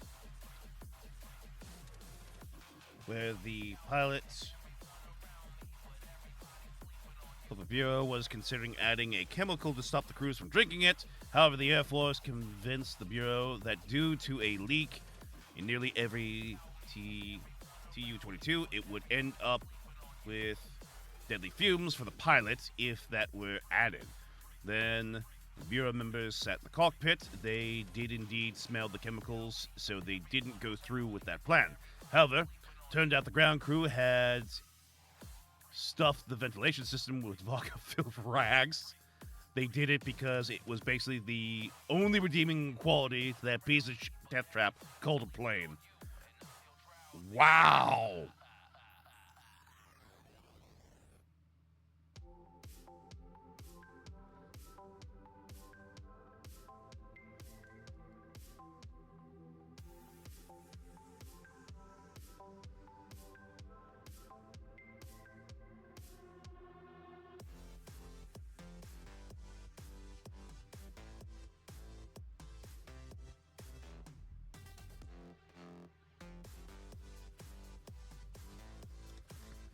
This is why I love history. People doing dumb stuff because they're people.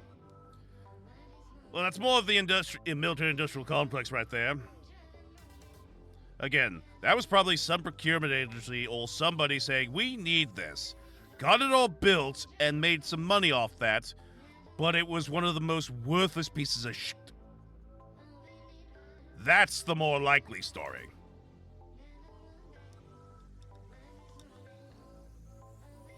No, it was the Soviet military-industrial complex. Yeah, military complex can sometimes be dumbasses for everything. State-of-the-art weaponry, new, improved stuff, or just upgrades. But in this particular case, it was even far stupider. Make my town list, I'm going to have as heavy defenses as I can. It's not a bad idea. So I'm in a bit of a conundrum here, chat. Oh dear, what's going on, Professor Grimm? I'm sitting at the tables at my local hobby store, and I'm thinking to myself, so I buy more BattleTech or buy more Marvel Crisis Protocol? Do I? Ooh, that's a fun and tricky question.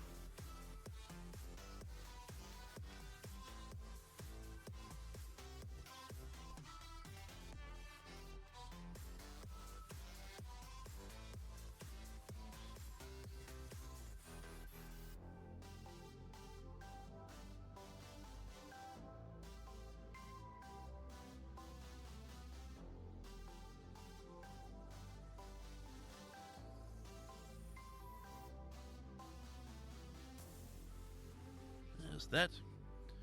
Attachment, Kieran, strike teams, Riptide, Ghost Skills, and similar stuff. Yes, yes! Like the 5 billion, not precise, stealth and undetectable by radar ships that the Navy got, with only like 3 built out of a Commission 10, over budget and past due.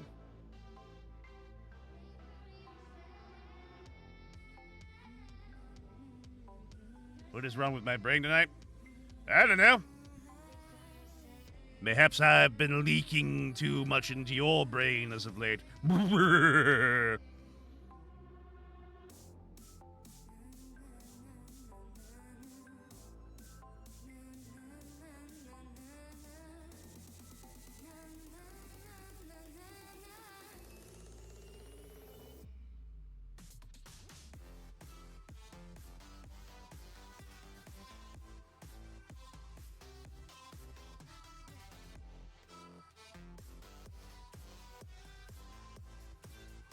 That.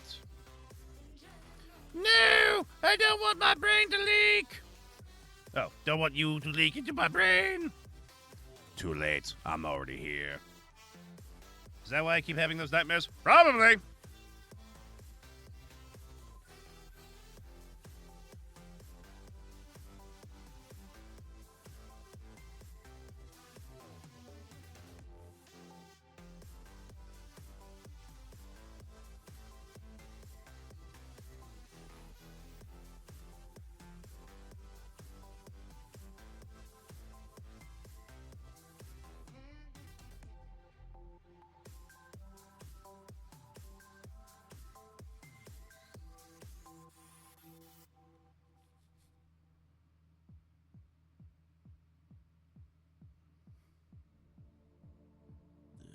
That.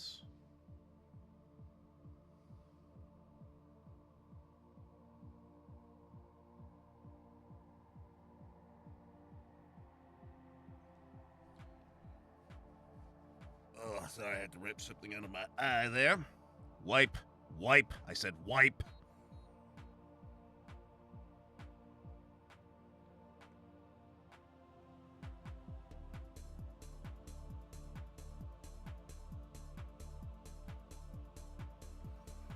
Cross arms. Thinking. Ho hum.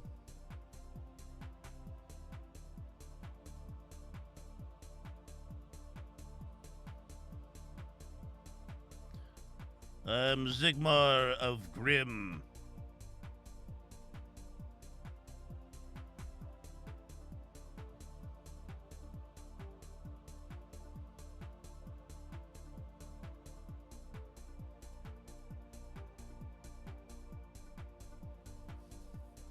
Think like the Winnie the Poohs.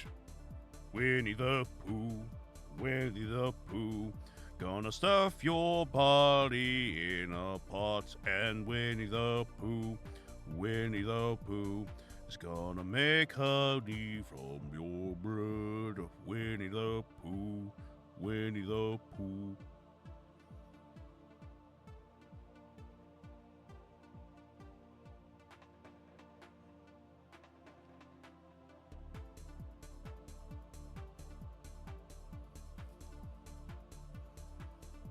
Very dark version, but okay. Well, they did have, what was it, Blood Honey? Like, that was the Winnie the Pooh movies, the horror ones. Those horrible movies. Woo!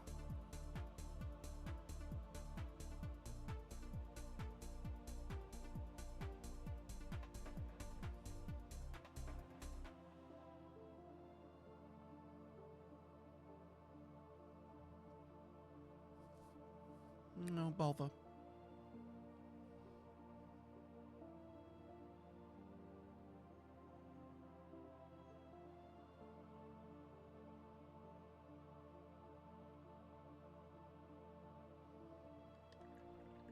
Never saw them, probably for good reason. Yeah, you didn't need to see them. They were bad.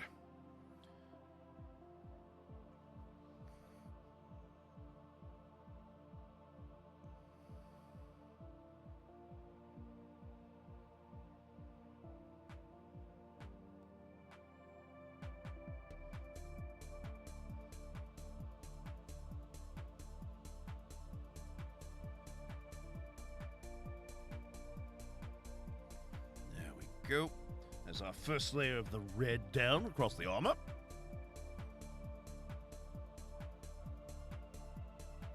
Now we add another layer just to darken it down further.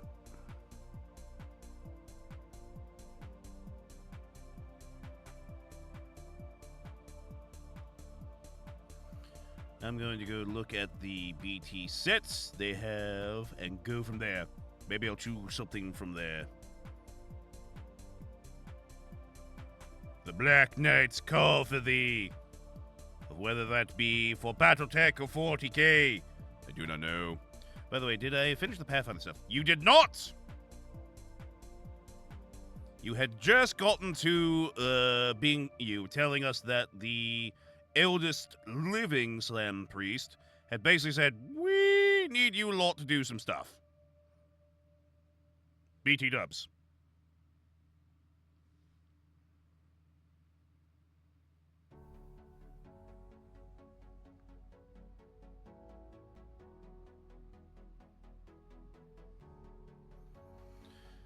We were convincing him to work with the other races.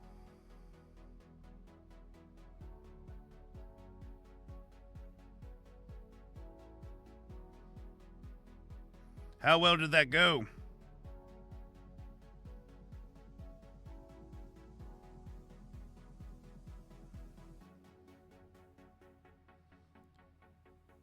Hopefully better than what it was when chatting with the Ints. You're part of this world! Well, yes, but no.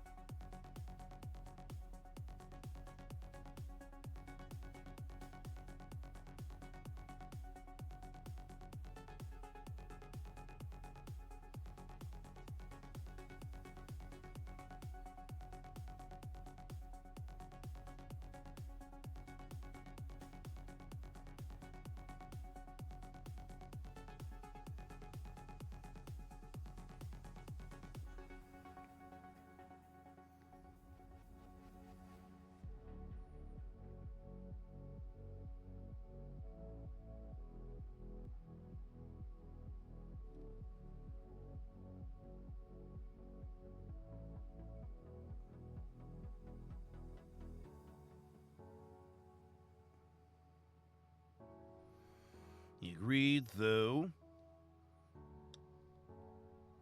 Mazdamundia said that he said that he only is willing to do so because he believes it will advance the Great Plan, which he refused to elaborate on.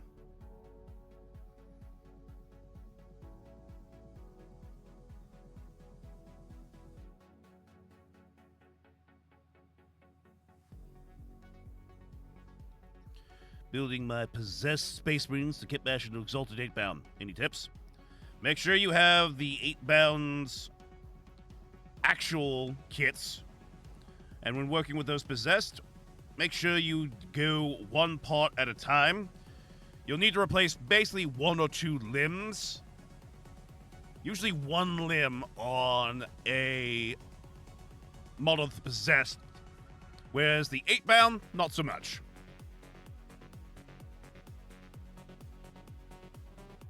I don't.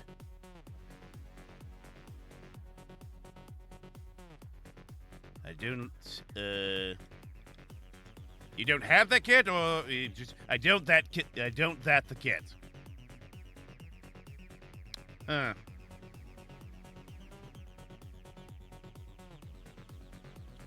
Well, just paint him in red and call him 8-bound.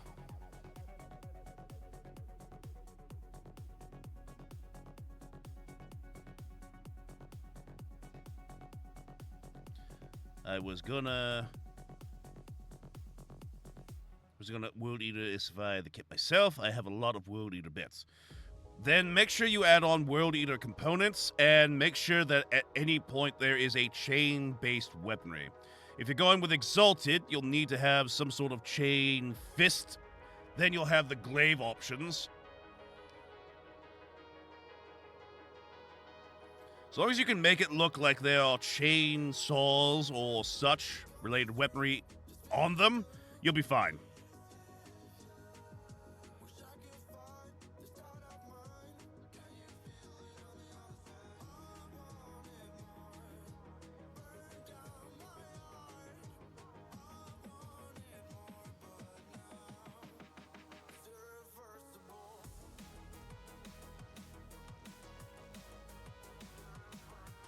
I have 2 chainsaw weapons, a lot of chain weapons in general from World Eaters and Space Marines. Just work your imagination with them. Go across the models, look up how the Exalted 8-bound look, and just shoot for something similar. Don't go 100%, because you don't need to. I only say the Exalted 8-bound the way I did, because if you had the kit, you could save yourself some time.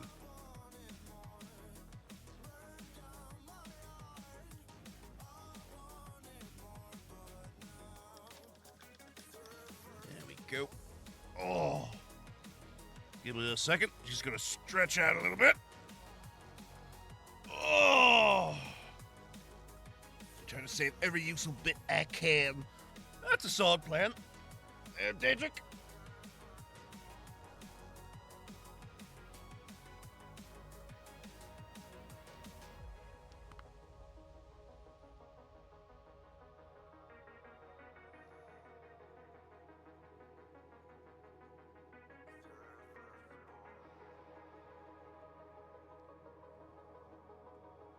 The party was allowed to sweep in a room seemingly prepared for them because it did not look like the others. Sleeping rooms Elizabeth used that the party walked by. They also gave them meat to roast themselves because Elizabeth ate it raw.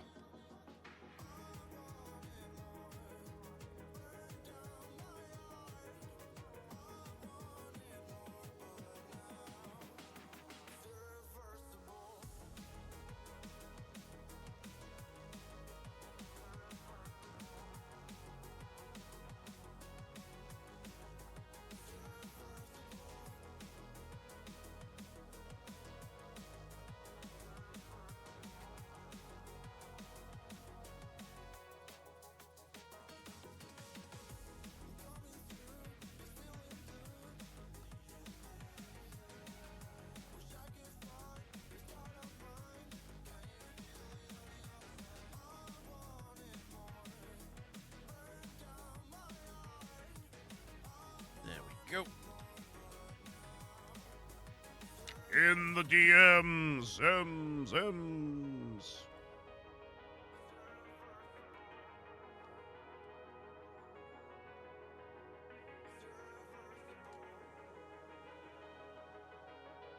Woof.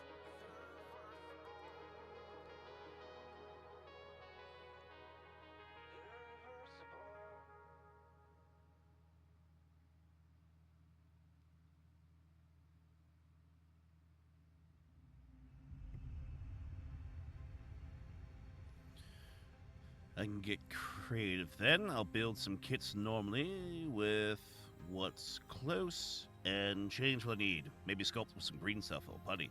And remember, these are mutated marines. The putty doesn't have to look 100% like proper limbs, fingers, and all that. So don't feel you'll need to be accurate. Go a little crazy with it. So again, these are beings who are holding 8+ demons inside them. So flesh manipulation may still be a thing.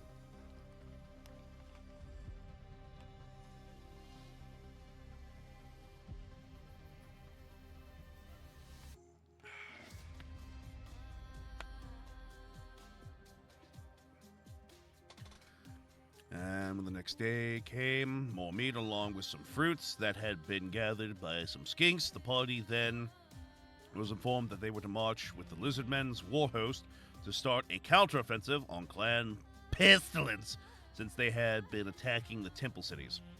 Alright, so if you're doing you're doing that, then that means that they will have a Vermin Lord for the Pestilence side of things. Hang on.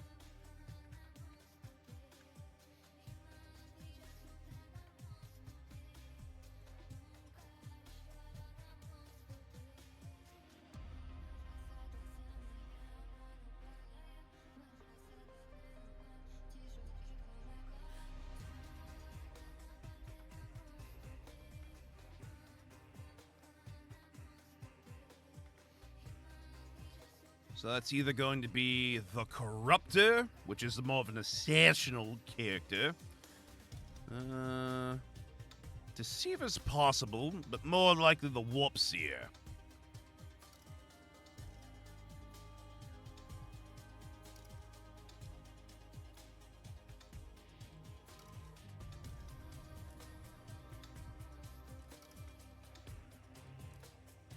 Yep, nope. Definitely, based off the description I'm seeing here, the Corruptor would be the one to go with.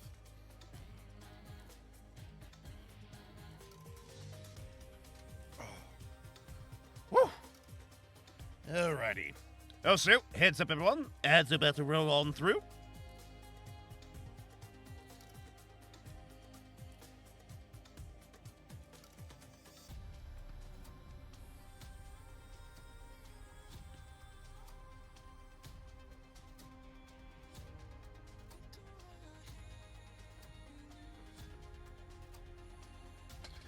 Some dried bark here for the belt line here. I could do flesh, but it's like, maybe not the same color as the other stuff. Oh, before I forget, as when I felt the horns Marisha was carrying around, and after the half-blood mention she forgot to get them purified, which the Slants had a couple of skink priests go do for her.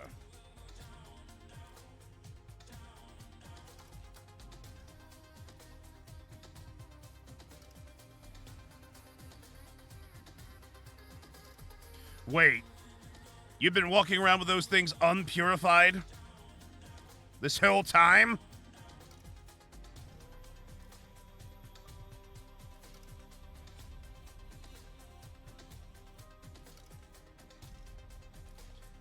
Yes, please. Oh, great. Well, that at least now tells us what you're up against then. Or at least they know you're there.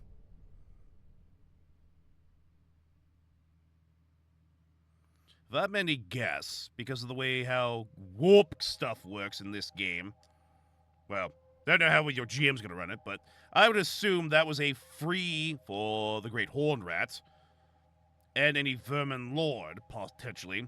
Nice little locator for you. So they probably know you're there.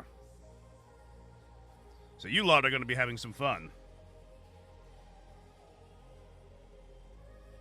Again, I could be wrong. But just given the tales of the smallest bit of unpurified materials, like say bone, for example, could still house spirits of the dead being within. So it's very possible that that spirit of the Vermin Lords, which you took, probably might have been just chilling out and just sending the information back to the Great Horn Rat as the only means to make up for its failure of being slain by you lot.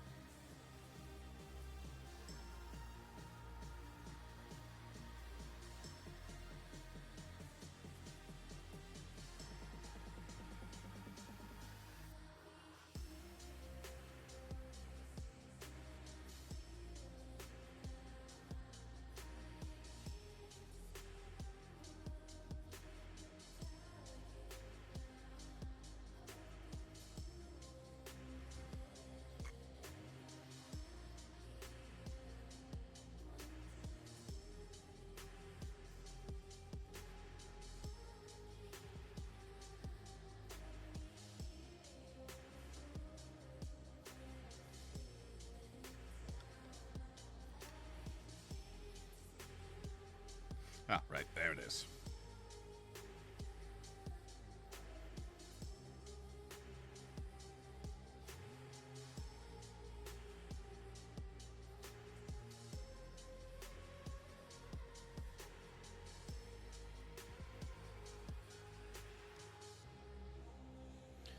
Anyway, after days of marching, being put on platforms on the back of pterodons that were kept still by magic to allow the party to sleep, because the lizards can march for days without rest.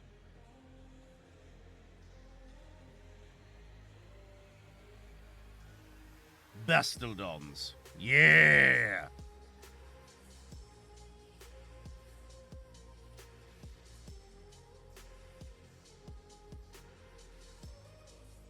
There we go. Now also, let's take out our Iron Wars. We're going to do 2 different style brushings with this. The first is going to be just for the detail stuff. The next will be for just getting the axe and dagger coated in.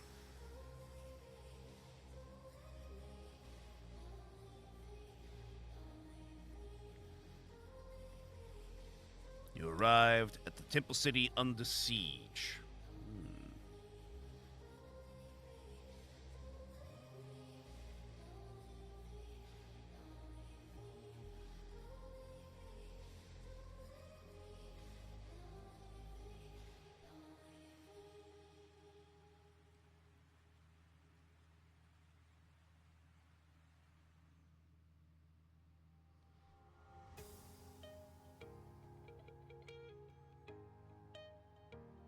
Nope, that's a spine.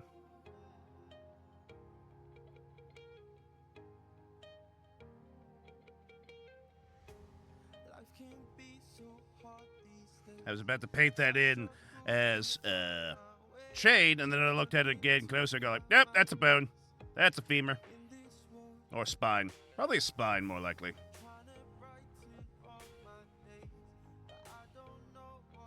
Also, because I missed it earlier.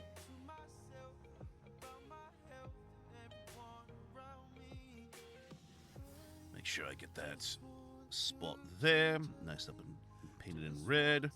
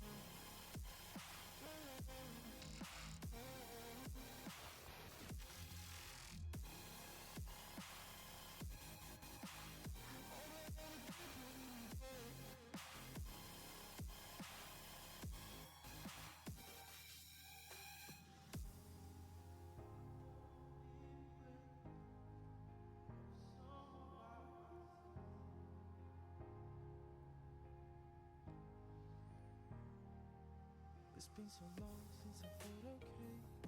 I'm getting kinda used to all this pain, but I still wanna break through. But I don't know what to do about it.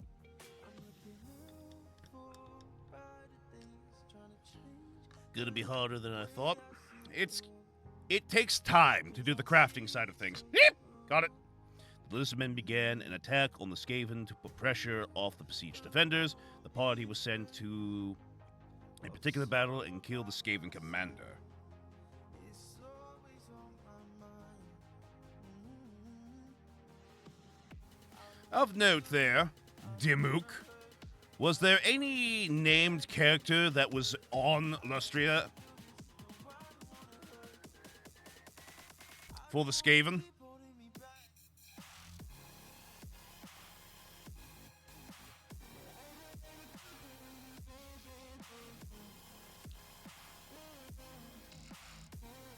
There's no customization with the possessed. As far as they go normally, you're correct. However, there are ways and places to cut and remove parts for them, which is what you're going to have to do.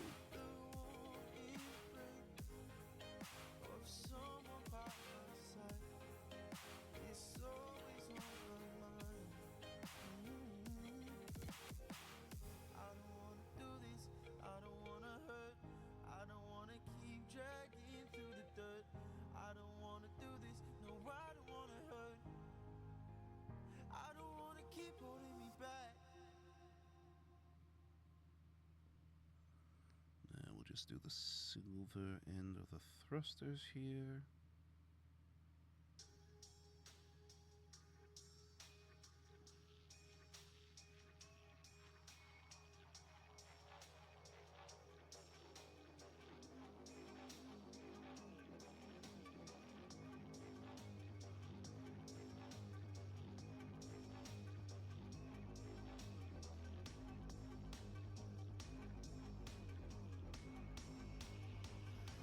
There we go.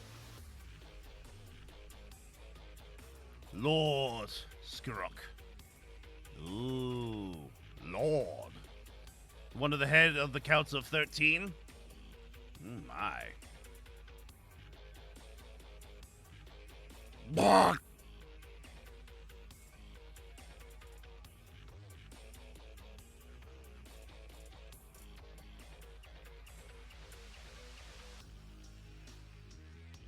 Yeah, no, he definitely seems like the right kind of individual.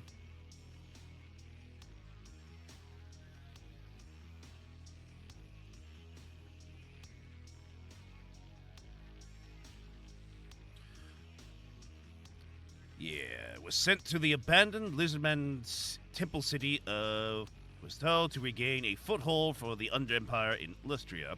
His second objective, given to him by Nurglich VII, was to take control of any remaining artifacts. First amongst them was the World Engine, whispered by those who escaped Kosal's destruction to have had the ability to burrow holes straight through into other realities, opening new vistas of conquest for the clan Pestilence, and possibly more plagues for their own. Personally, Struss wished to obtain the writings of Quinn to create an affliction that was even greater field than the Black Plague, once created by the legendary Plague Lord, Klebskis Falfer.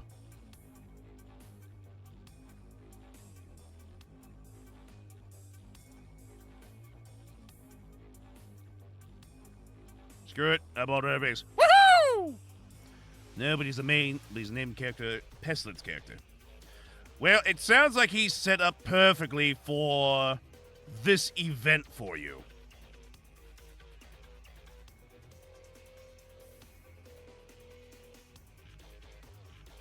Also, the fact that there is something called the World Engine here definitely befits something for the Great Plan.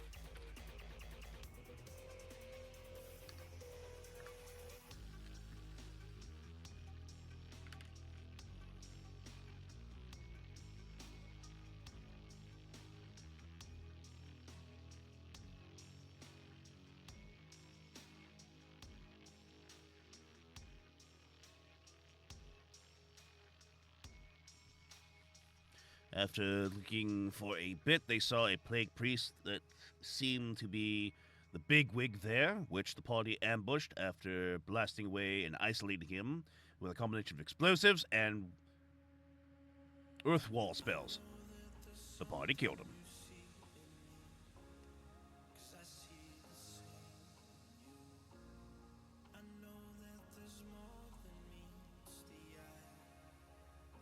Got him.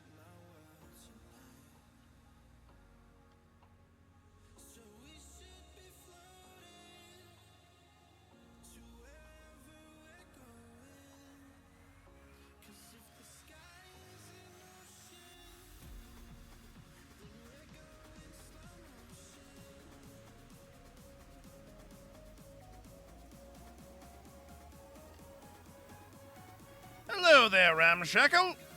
How you doing?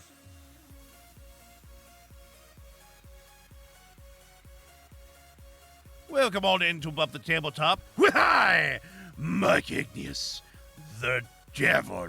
Richly handsome painted tubing statue. Miniature model painter, corrupter, and a variety game streamer from time to time. I hope the day has been treating you well. And when the priest dropped dead, the party heard a giant figure running up to them, which turned out was a vermin lord. Ha! I knew it.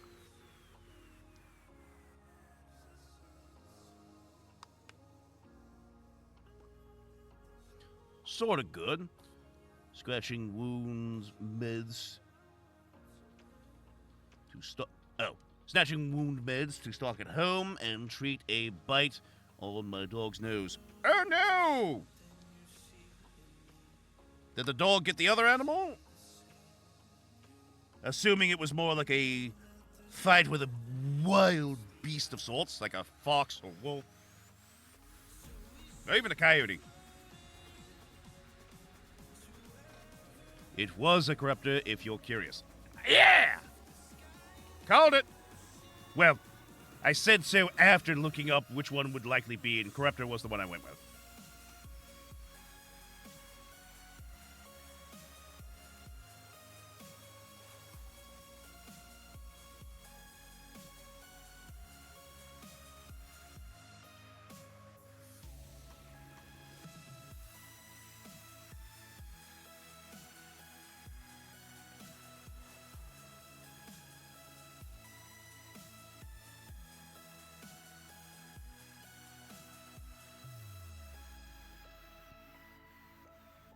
I was originally saying gray, the warp seal one, but then when I read through the corruptor, I got, yeah, nope, that's gotta be it. That'll be the one.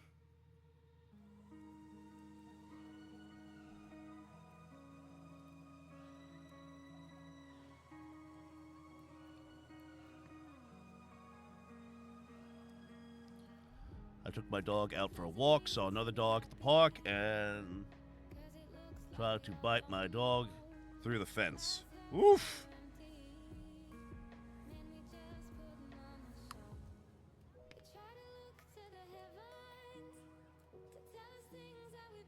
Some dogs are just a-holes.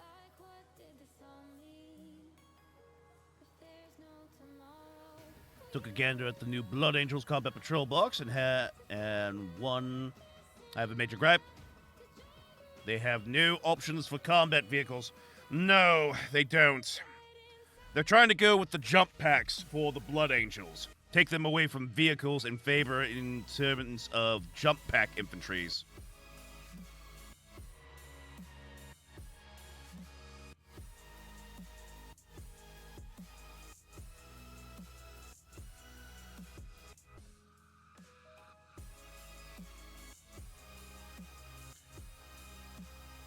A lot of their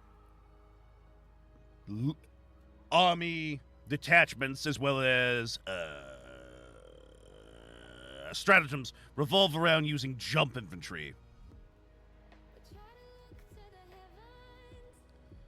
So my guess is that's why the combat patrol box is focusing on, which is kind of dumb. It works for God, because they carry bombs, but Space Marines cannot carry and disable tanks. This is dumb.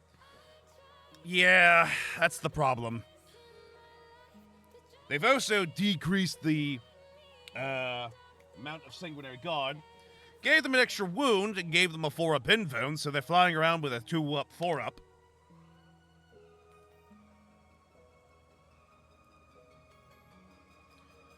Fearless Rooster and he was killed in the line of duty. He fought off a raccoon long enough for us to intervene, but he didn't make it. Another chicken was lost. He was their protector and hero. He'll be sorely missed. My heart is heavy. All peace, sweet prince. Andre remembered he is the descendant of a T-Rex and became a warrior. I mean, look at that guy. He's there to just say, "Whoop you lot." Now that's a mighty powerful rooster.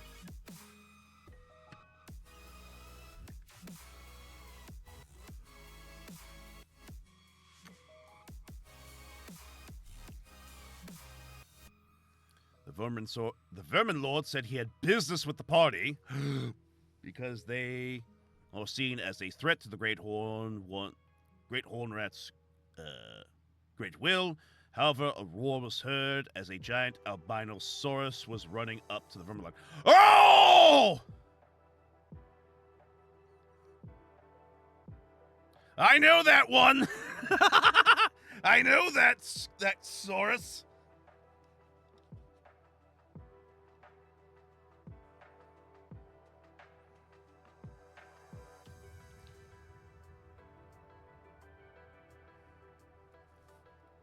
Thought it was worth a share. No, that definitely was.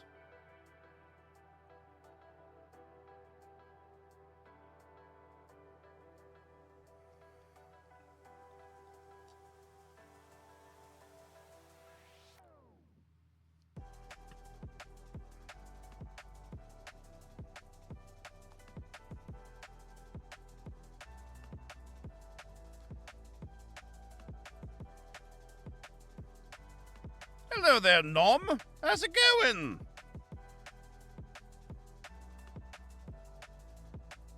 Hope you're doing well this day.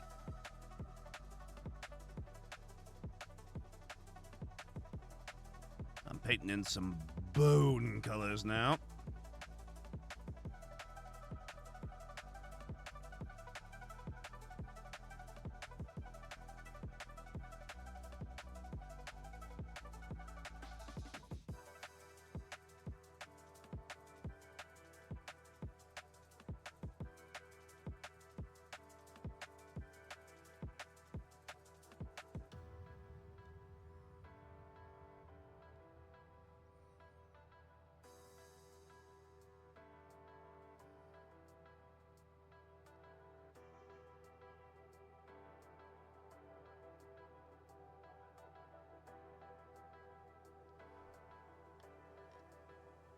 It's 11 p.m. I'm moderating a number of channels that deal with political content, and I've been going over the same video from one of the conferences and 5 different channels.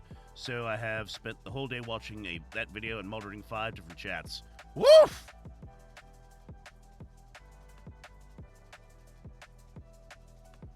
So sleepy.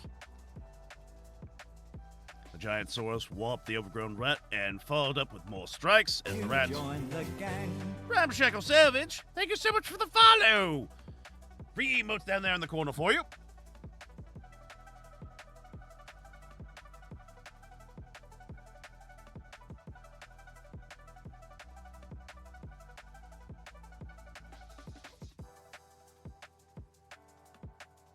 Get that little touches of white there finished in.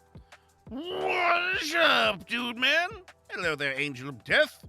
At the moment, I am working on Sefiron, the First Claw of the Noctis Horrors by Daka Store, and their Kickstarter, which you can find in the links such as right here. If you're looking for a very nice and alternate sculpts for, say, something akin to the Night Lords and Dark Angels of James Workshop, then I'd strongly recommend taking a look at that for 350 plus STL files for units and characters. Sorry, at work, but yeah, I have a guard army. Nice! I invested a good 600 out of 300 points into battle line infantry. Now that I like.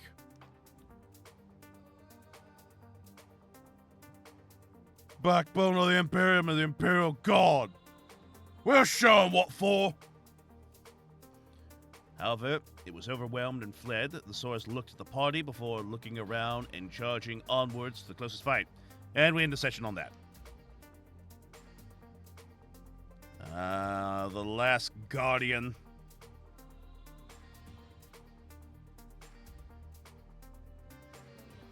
I think it was the Jade Hammer or such. He was given those relics. I can't remember his name offhand, but I know exactly who that character is. My best unit is my Shadow Sword. Well, yeah, the Jade Shield. That's right. I think he had like a Meteor Maul or something. Unfortunately, I'm a dip, so I'll see you soon, dude. Take care, Angel. You stay safe out there. He's called Gorok.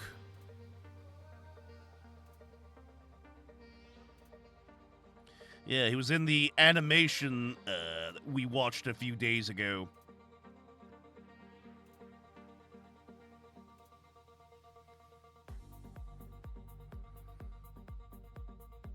He's a blessed Saurus, I believe the terminology is, because he was born with white scales.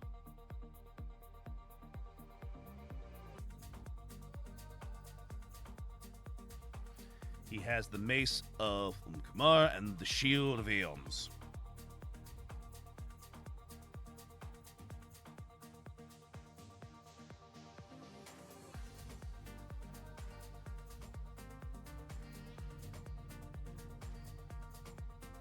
He is one of the tankiest characters in Total War. I was looking up the list for the Blood Ravens. Looking up the list of things Blood Raven stole, and I can't get over the fact that they snuck into Perturable's home and stole Forgebreaker. Now, if only they would give that back to the Iron Hands. It might earn them a bit of clout enough that the Iron Hands will look the other way if they're stealing stuff next time. The two forces work together.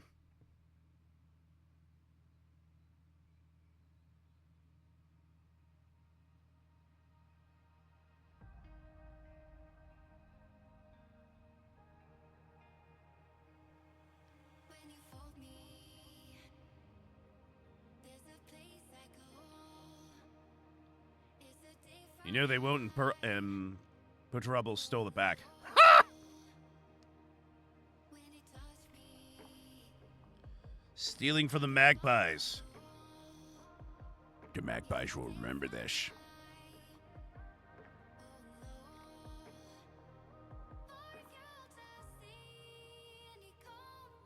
BLB. Alrighty.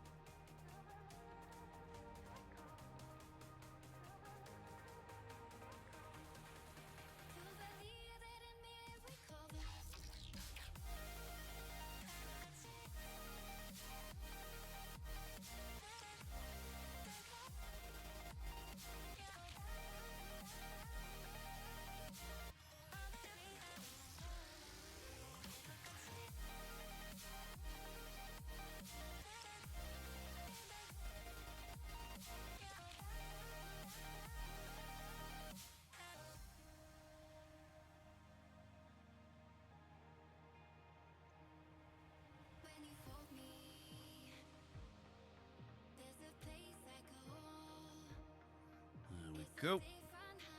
Now, in theory, with Warp, Chicanery, they could both have Forgebreaker from different times.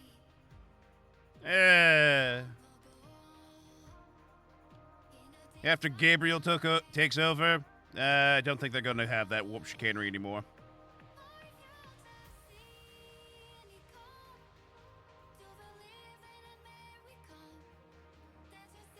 Now, with their former chapter master, Ezra Ikaris, oh yeah, no, they totally would do that. I have it in my head. The Blood Ravens and Tracians steal from each other every year, only to steal what the others stole back.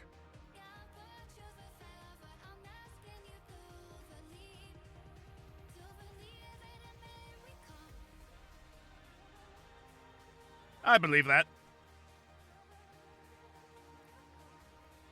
Yes. Dawn of War 3 win.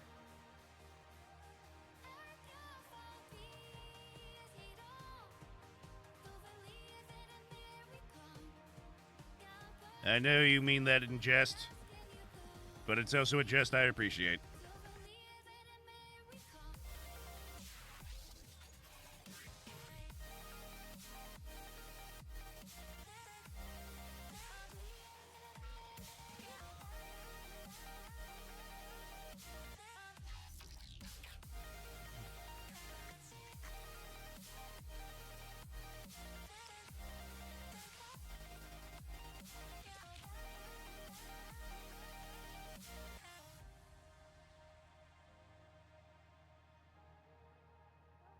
There we go.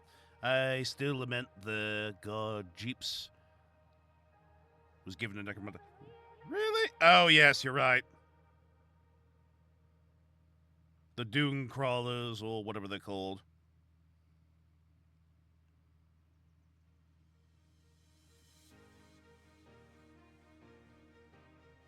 The Blood Angels, sons of Sanguinius, the favored son. Here to liberate your planet. Blood and artifacts. Wait, what? Don't ask questions! Blood Angel, sons of Sanguinius. Bad combat patrol box? I don't think so. I don't think that we're gonna, oh god, be raided in! Ah! Quickly, everyone, to your positions! Swords, shields, spears! Man the mayonnaise cannons! We're being assailed. Wait, hold on.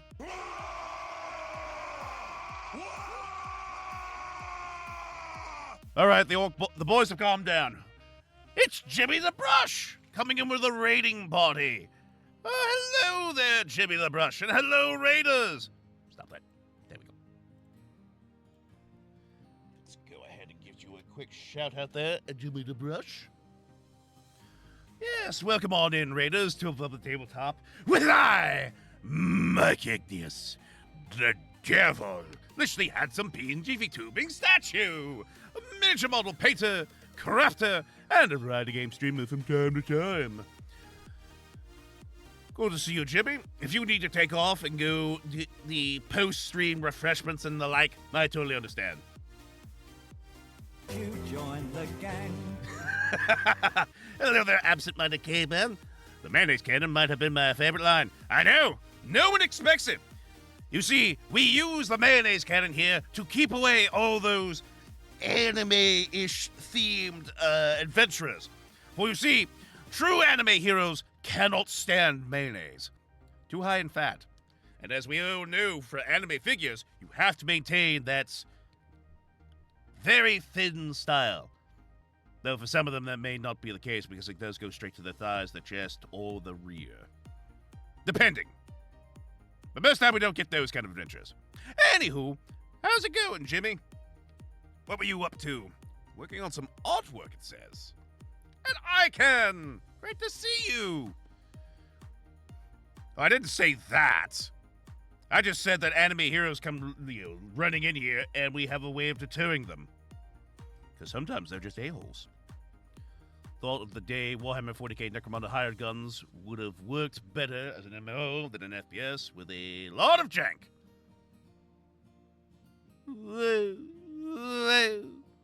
Art tax time. What? Who's taxing art? All right, we're on Twitch.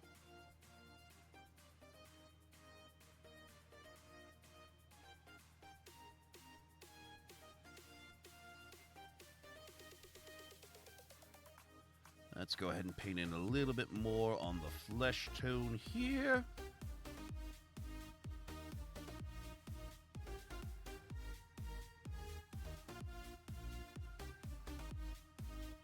Tax this. I respect that. Yes, but for those wondering, the model today that I'm working on is a custom print from Daka Store and their latest Kickstarter, The Millennium Wars Volume 1. Noctis Horrors vs. Black Lions. Hey there, Trey Loris. How you doing, bud?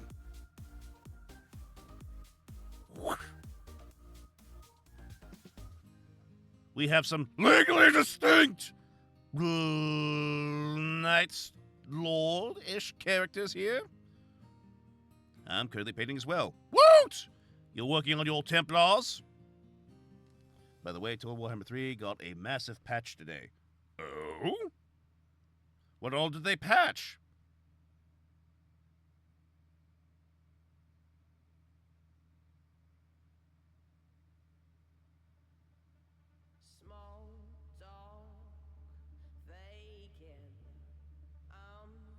I'm finishing up the basing for my heavy Bolton Marine. Nice! Look forward to seeing it down the line there, bud.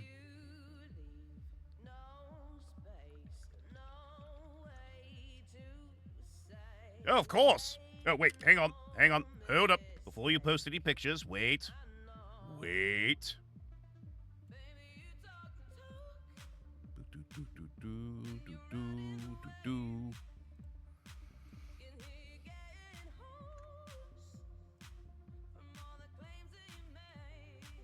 There you go. Okay.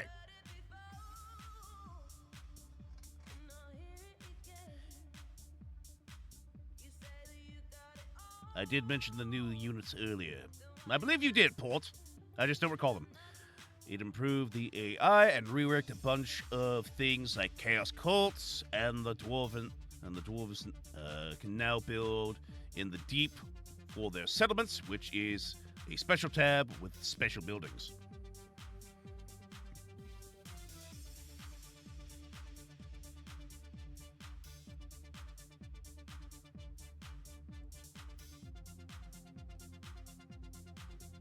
Aw, look at that roadway you've got going on there.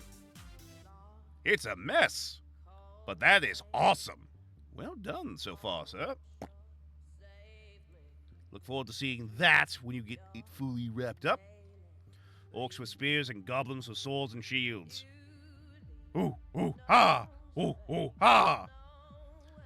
They're not Night Lords Legion. They're the infamous from the infamous Warhammer series. They're the Noctis Hunters. Not Night Lords. Noctis Hunters are a legally distinct and not Space Marines, but Space Augmented Super Monks. They have some anti-large that aren't big guns. Did they ever take care of Grape Shot? Did they ever kind of balance that sucker out? Because if I recall correctly from watching the breakdown of damage it's able to deal and such, holy sh... Biggins. Ah.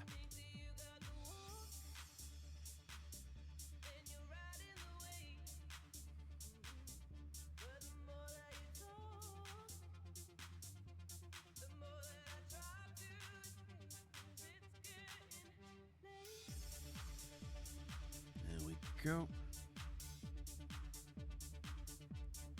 They nerfed it a while back, but at least in the last patch, it still devastates stuff.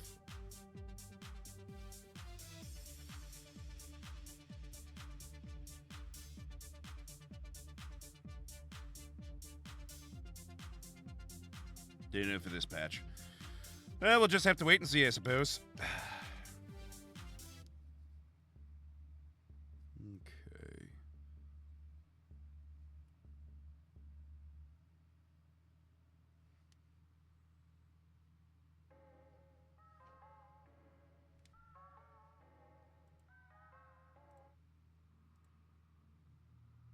Keep that over there.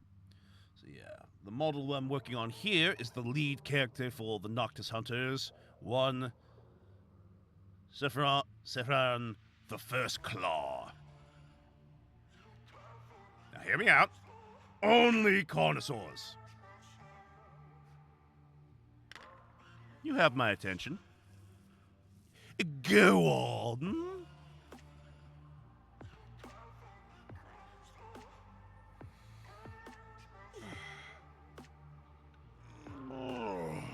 Take a quick second to stretch out.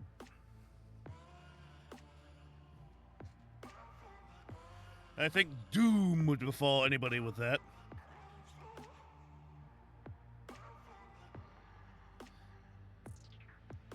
No! Someone has to stampede with T-Rexes! Rexes! Someone has to remoke! So simple, so elegant. I say all thunder barges to that.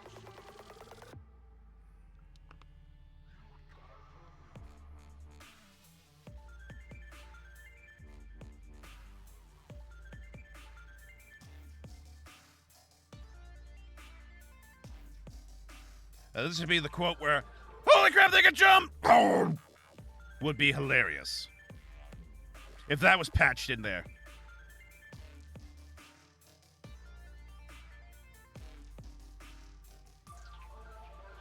I think my favorite addition to this update is the unusual locations. Oh? Also, gotta try something here. So we're going to first start painting in this Field Marine. Sorry, Space Monk here.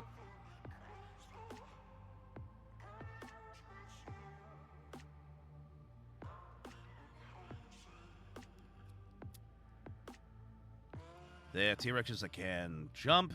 It's gold, 20 connoisseurs, gold they can jump. Can they? At air units?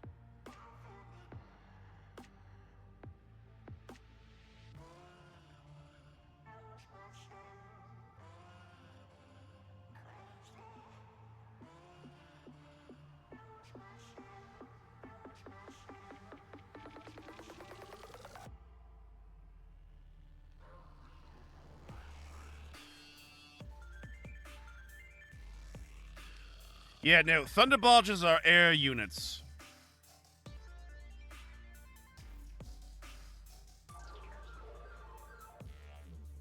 I just have them roaming around wasting 60 minutes. Again, too, in that 60 minutes, hopefully you can still win something. Minor victory? Minor loss? Minor loss. I say that to Afterburner and Spear of Grungy.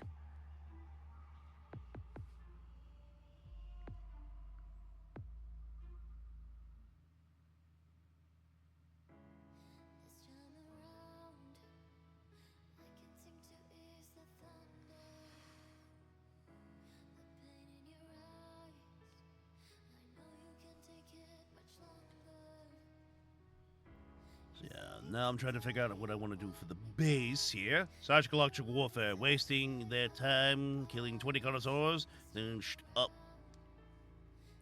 Then shit out 20 more next turn. Okay, connoisseurs just rush wherever the ground units you have, and the flyers will be forced to land or you swing to the battle. Doubly so since some other barges can't land. The whole point is the Thunder Barges would just be flying around dropping bombs onto the full army of connoisseurs, much like how it would be a full army of Thunder Barges. Or other air-based units.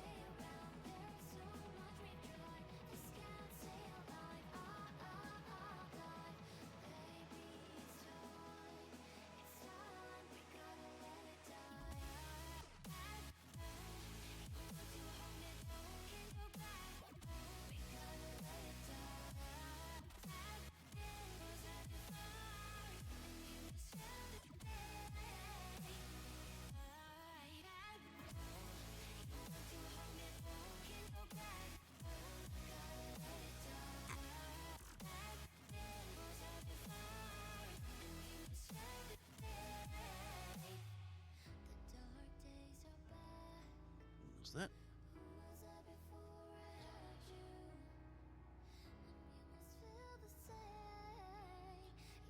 They'll get damaged to death if there are no ground units. Ah.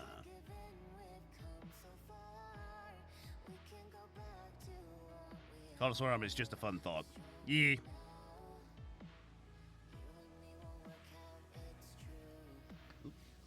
Missed one portion earlier with some blue tones here. So for that, I'm just going to do very quickly a little bit of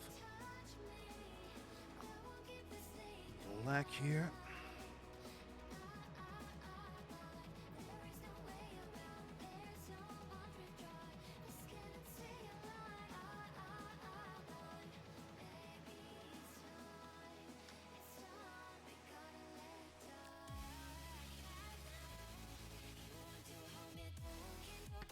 In my current campaign, I find an unusual location, the Ranger Outpost in Mountains Squighorn. Huh. That doesn't sound like a logical place to have that.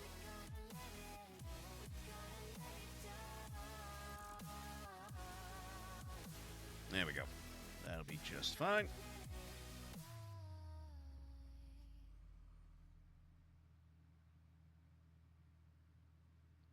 It's a former dwarf holding. Oh.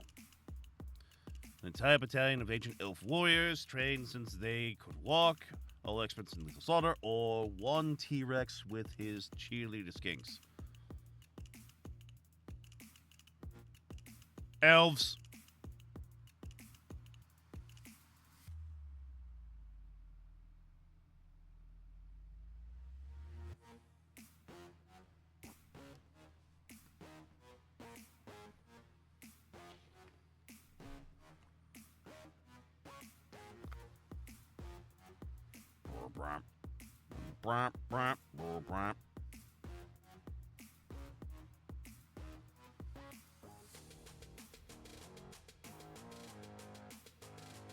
Like, I'm sure your connoisseur can get close, but depends on how many archers are just loading off into that sucker, as well as any other range, like ballistas or such, that the elves might have.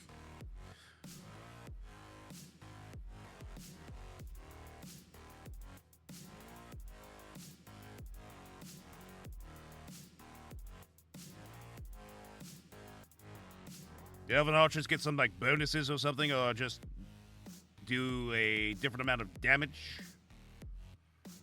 Half HP T-Rex is still a motherfucking T-Rex. Yeah, no, that's not going to be denied. If it can make it the way to the line, it's going to tear into them. But then it comes down to how fast can it kill them before it gets shot down and brought down.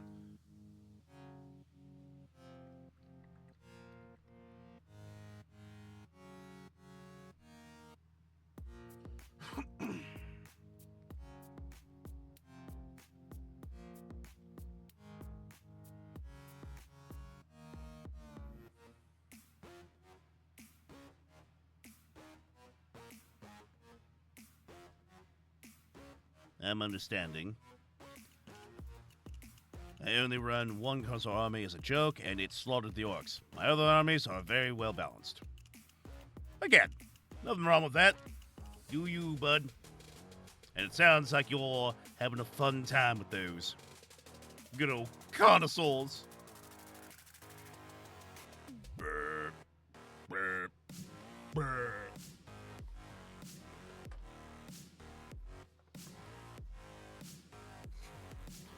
Break out some lead belcher here. Go ahead and work on the scaffolding / metal plating our fellow here is standing on.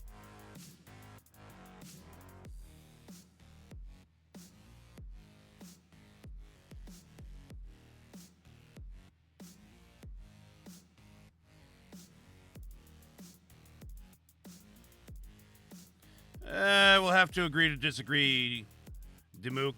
I respect the guns and the machineries and cannons. Just something about a giant dinosaur. I don't know.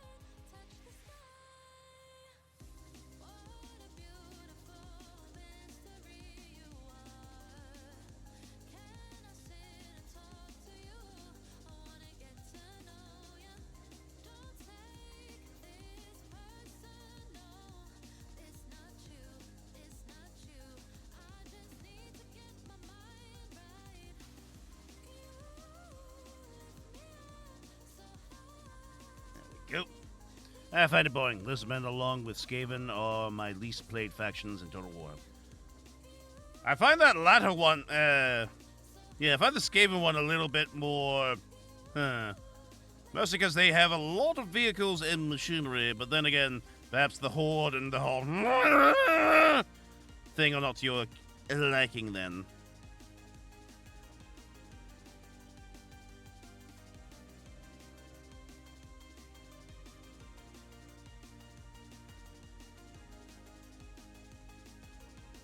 Don't like how the Skaven play at all. I like my infantry to be at least decent. But you don't like waiting until you get to a second tier upgrade to be able to have standard units? What's wrong with you, Tamuk?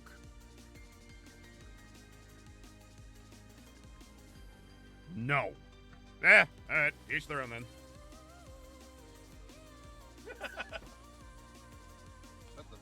There you go.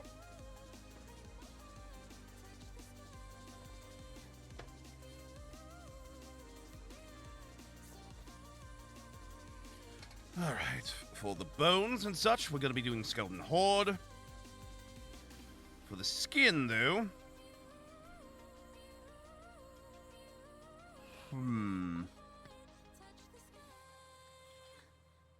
Let's go ahead and break out... Where is it?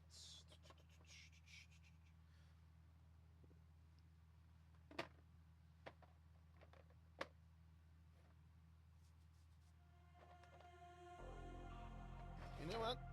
Bit of Fire Slayer's flesh for this one.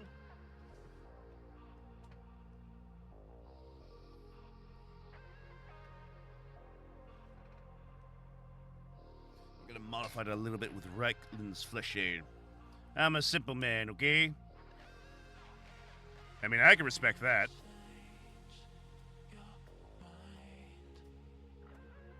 Let's give that a good amount there. And a touch of water as well. Now we mix in the Reichland's Flesh Shade here. I'm a simple man too. I'm simple sometimes too. Big gun go boom!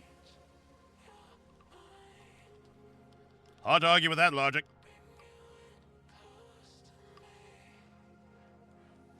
Go.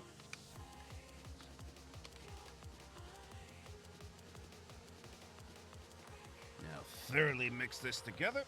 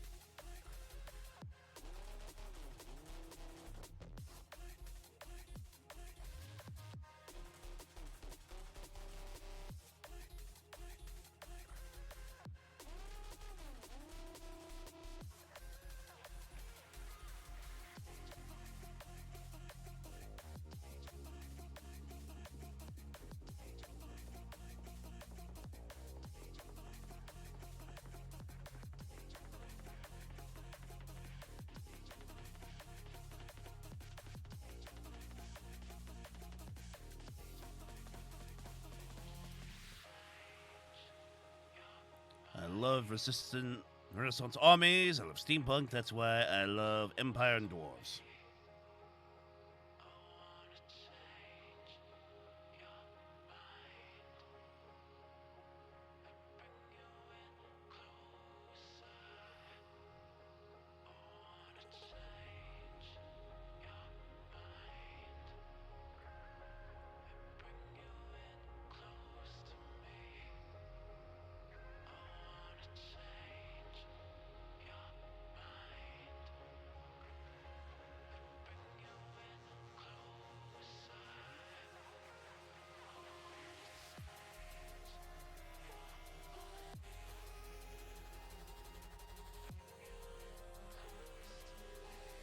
Going in for a flesh cap.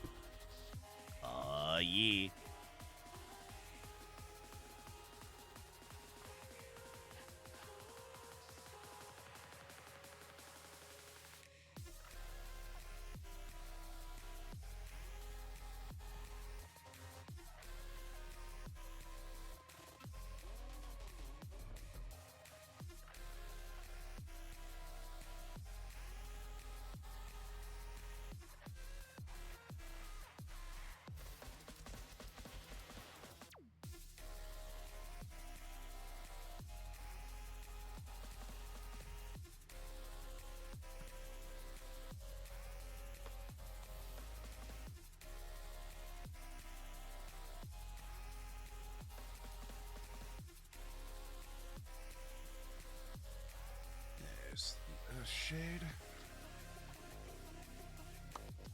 in Skeleton Hold now. Whoop.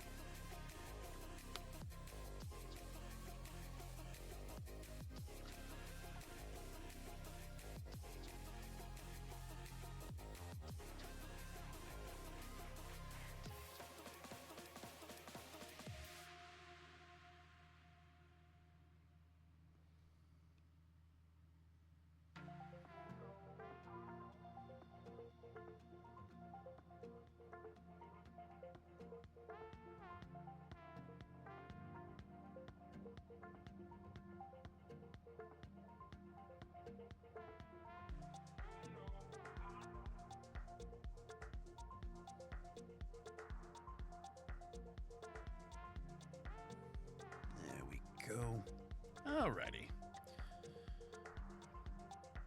Suitable example for what I love steampunk is War Machine. Terribly biased, my favorite factions are that I collect or enjoy the story of rather than the gameplay concerns. I can respect that.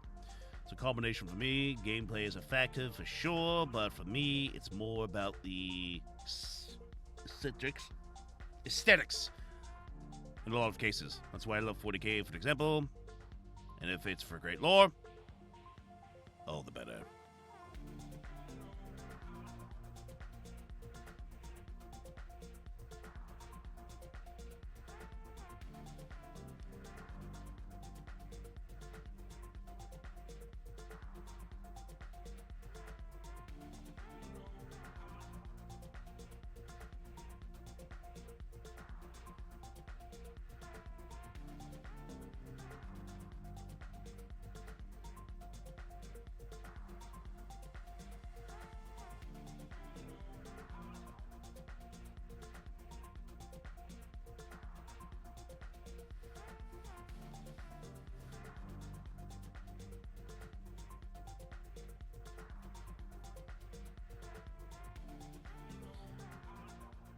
I learned to enjoy the gameplay if I liked the faction enough. Skaven were terrible upon the release of Total Warhammer 2, but I forced myself to play them until the strategies clicked, simply because I love the faction and have too many of the models.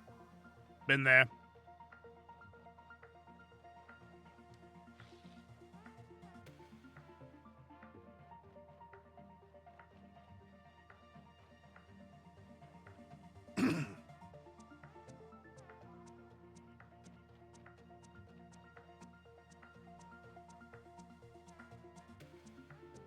Just roll him around. Get line of sight on everything for him.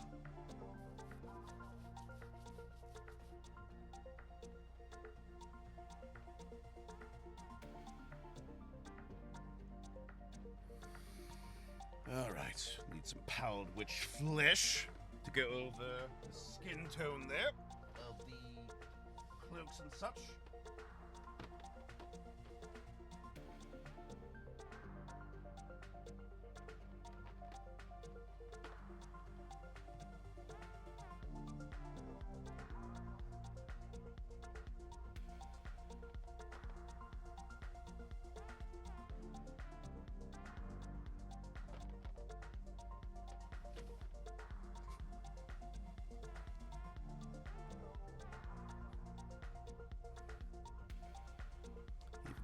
We know how smaller details work, like the fact the Iron Kingdoms, Industrial Powerhouse, actually have trains and stuff, giving us the idea of how their logic works. Oh, you're talking about for War Machine. Fair enough. Hey! Got it. Well, the main fact, most Iron Kingdoms have labor jacks.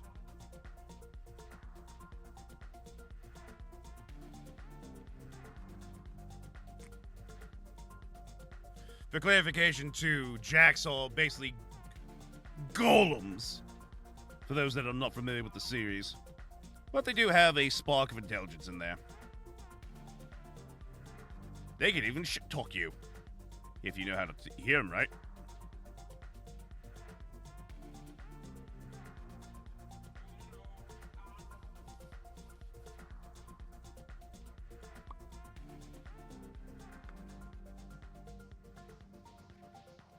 They're cool with it.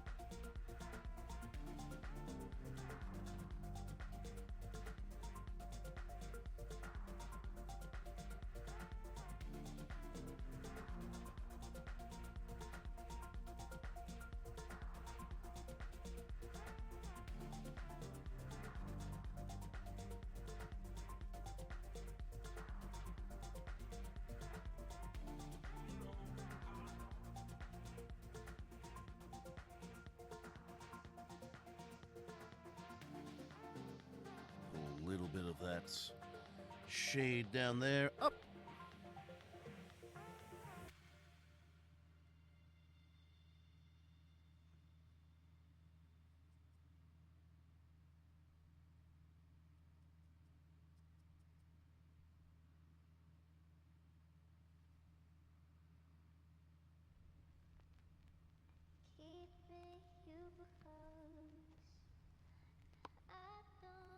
Gonna have to whip out my Dremel. Ooh. Busting out the Dremel, you know it's serious. I do love details like that because it does add so much to the world building. What's scary is, too, is that lumberjacks are not to be underestimated either.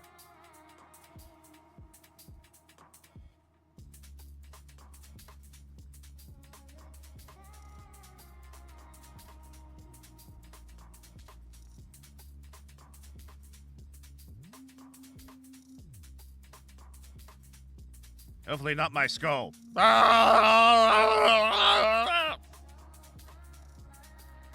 still haven't recovered from the last time.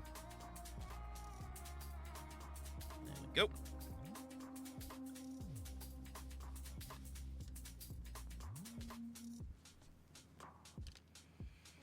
Again, it's another reason why I don't want to be like, well, I'm just gonna wait here. Why are there so many lumberjacks?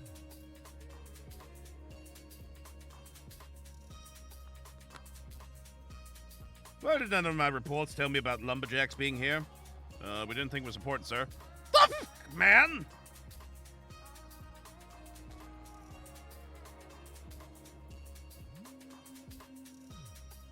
Really quick.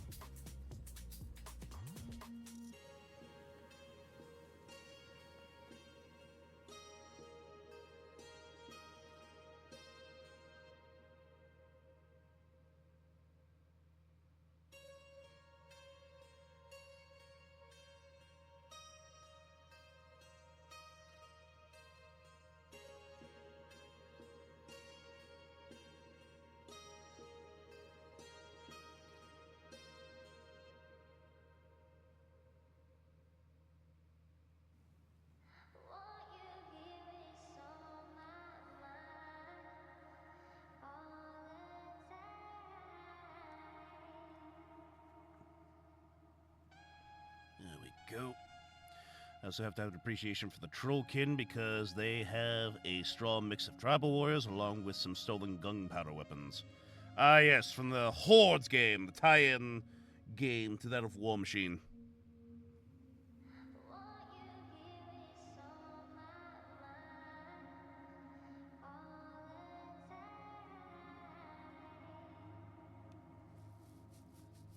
They're also pirates.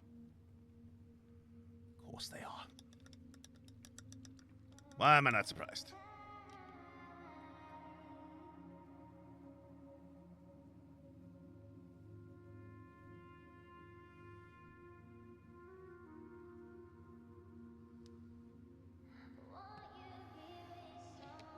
Let's go ahead and get some Screamer Pink now.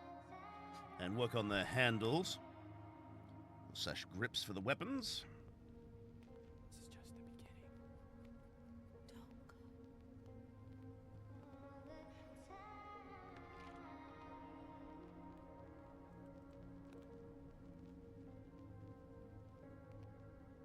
Yeah, that would do it. Also, if the Vampire Coast had more stuff like that, I think it would be far more interesting.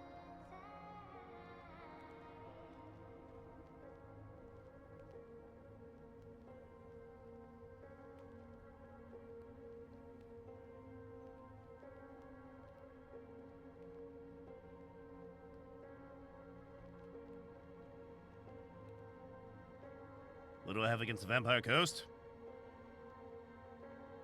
Nothing. I'm just saying if they had more, that'd be even cooler. You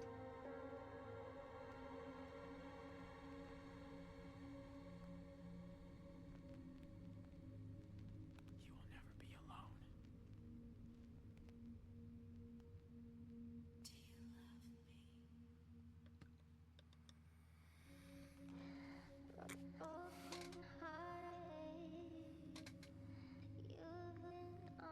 I mean, it'd be cool if they brought more stuff in, but I'm not exactly holding my breath for it. Oh. Given what happened earlier, Brody, that actually got me.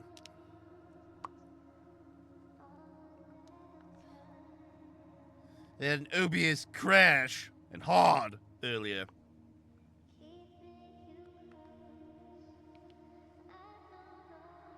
Returned, the mail brought me movement trays.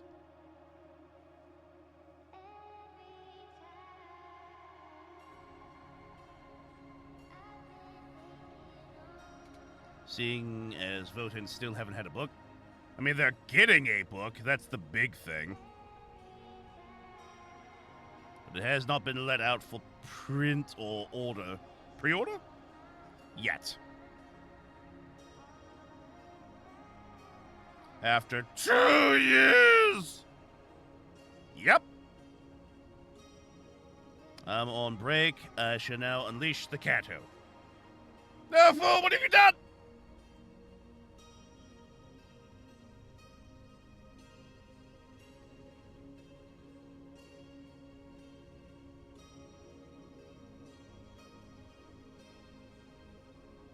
It's not ultra stick enough.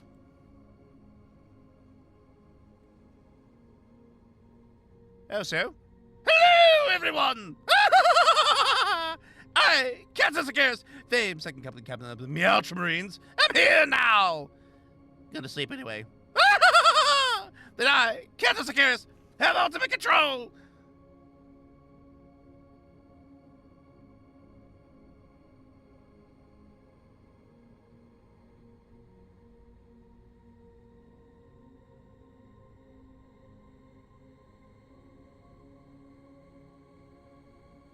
Oh, just running away, are we, Isidore? Oh, I shall remember this. Down the line. But that shall be for me. Never you! For I, Captain Sacaris, famed second captain of the Ultramarines, am always and ever shall be the greatest of all time!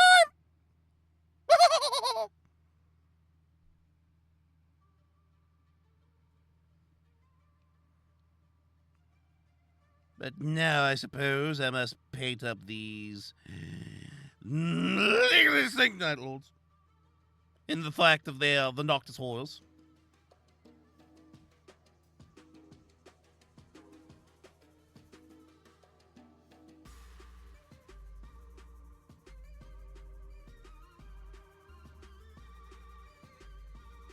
There we are. Yes. Mm-hmm. Yes, no, I know. Oh, of course, yes. No, they haven't changed it out yet. Yes, it's my box. Weird. Normally they tell me the things I need to do after I've already done the things I shouldn't do. Do you hear the voices too? That I do. I always hear them, for they always sing my praises. Until the days they don't. To which point, then I, Catasagirus, deal with them.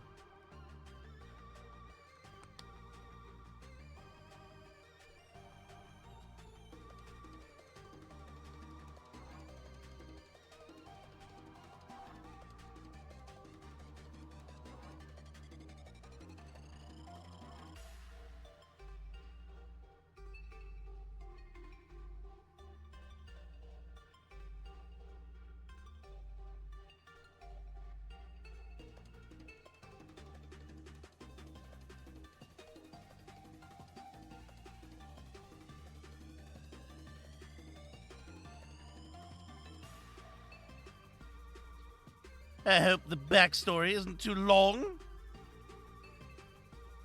Well, I, Catasagirus, have such an numerous tale, so deep and delving into characters of which that you would find quite enjoyable. But I, Catasagirus, cannot regale this tale to you now, for I, Catasagirus, must focus on this painting. Know that I, Catasagirus, shall one day grace you all with that story, but for now, I, Catasagirus, am now forced now to paint with my precious paws. You look different. Did you get a haircut? No, I, Catasagirus, ever would go to the groomer if I, Catasagirus, ever felt the need for such pampering and treatment. For I, Catasagirus, am the pinnacle of perfection amongst the Meowterines, and the famous second, most brilliant of second company captains ever! No one can say otherwise. If they do, do you?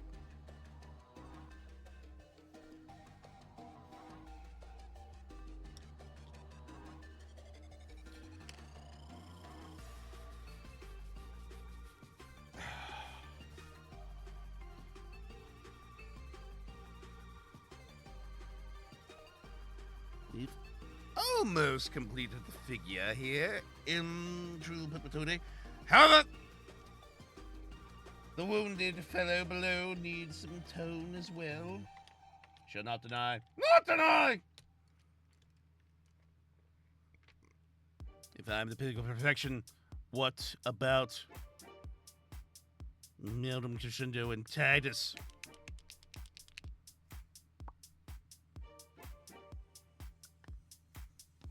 We do not bring up the chapter Meowster here, nor do we bring up that former captain. Hello, Corp. How goes your day? I, Catasagirus, famed seventh captain of the Ultramarines, bid you welcome.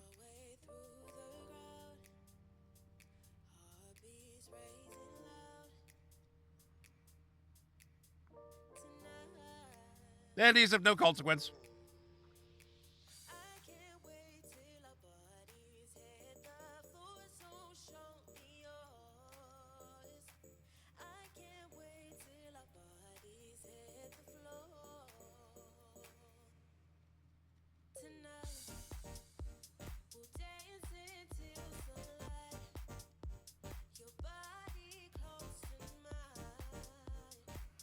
Procrastinating from studying the driving manual for the learner's permit I'm getting this Thursday. I, Catasagirus, also recall the time that I, Catasagirus, famed second company captain of the Meowterines, had to learn of his own permits. Mostly to make sure that I, Catasagirus, famed second company captain of the Meowterines, was able to handle. How does it feel that Captain Ventress got their head pat from your Primarch and you didn't? The head pat is one thing, but I received the back and belly rubs!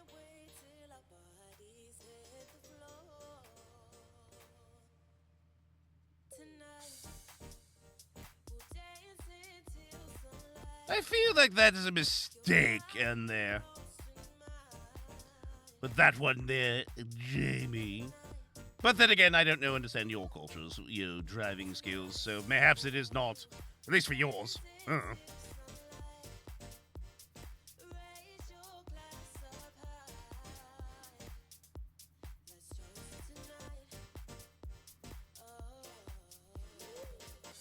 So what I'm thinking about doing here, for these Black Lion Marines, as they informed me, or monks, I don't know what they are.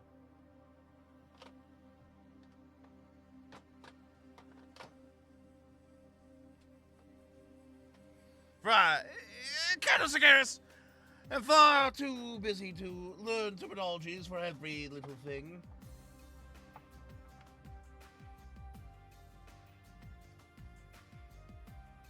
And so I, Colonel Sagaris, have lost the color that was not meant to be lost. Ouchies! I, Colonel Sagaris, have struck his own head. Oh!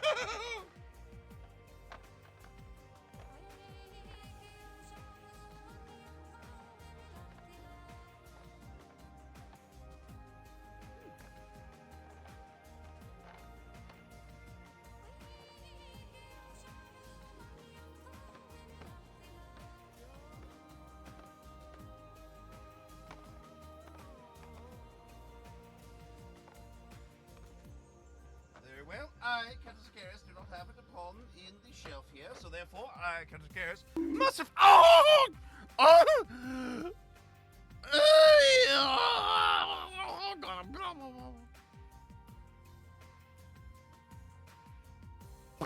Ah!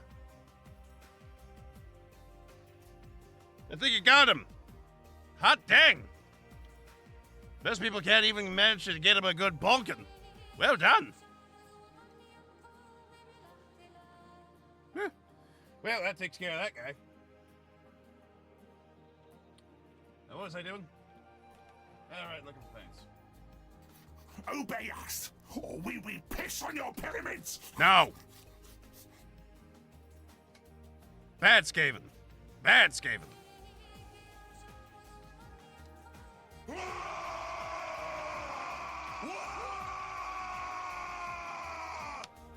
Daedric, don't make me Daedricify you like we did back in the days of Elder Scrolls Oblivion. Get a dragon up in here and go, BAH! I may be the good old Lehman Russ, my dad's old truck. Since the Inquisition, my dad got a new Baneblade, new truck. Woof!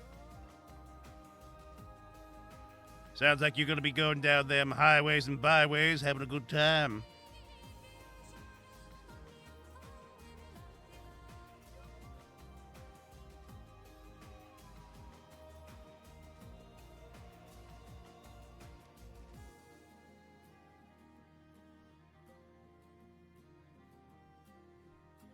Is that? I barely reach the foot pedals. Uh-oh! Somebody's gonna crop image all worlds, else I won't be a grand skull ticker. What? I'll still get a gold digger.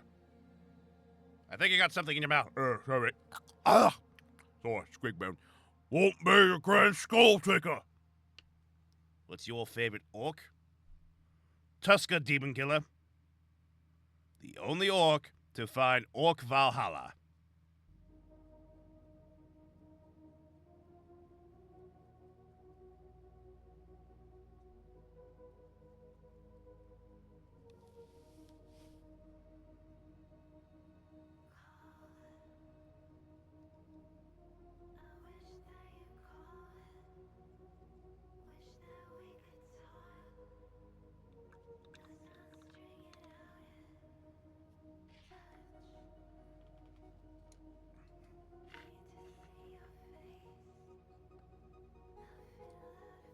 I can't remember the name, but I like the one who grabbed his best friend's pet dog and some Gretchen and killed a Warlord. Oh, that's Black Talon.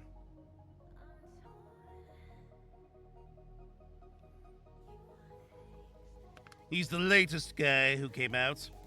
Not too long ago, I suppose. They actually gave him the cred for was Daka for that whole Titan bit. Been picking up the Horse Heresy Knight Battle Group and Chaos Rhino instead of a Tillion Dolzbiker. You. I'm not about to stop you.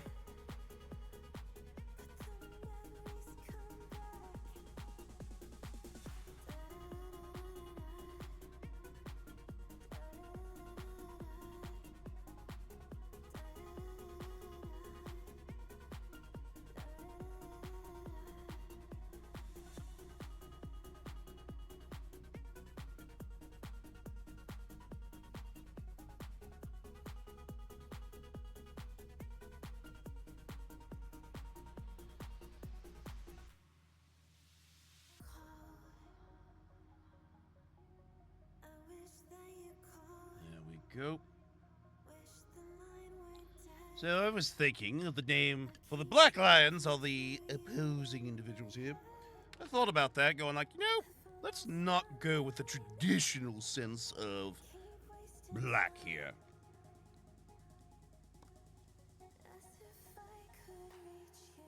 Let's make it a little bit more interesting. A bit brighter in tone, as you're seeing here. But rather than go with the, all right, now we just fill it in, do it all black. Definitely will be filling it in, but not everywhere. I'm thinking if I do a full model, shoulders, chest, and shin plates. Maybe feet as well. I'll have to test this out.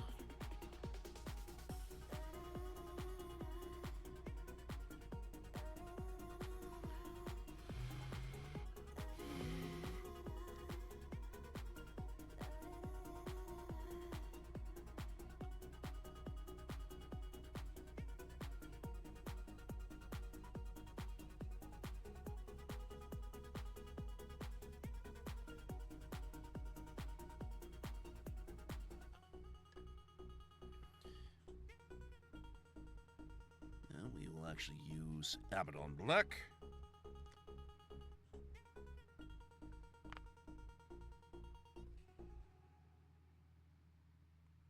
So I can brighten that up quite easily. And a similar tone to the gold there, or bronze, I suppose.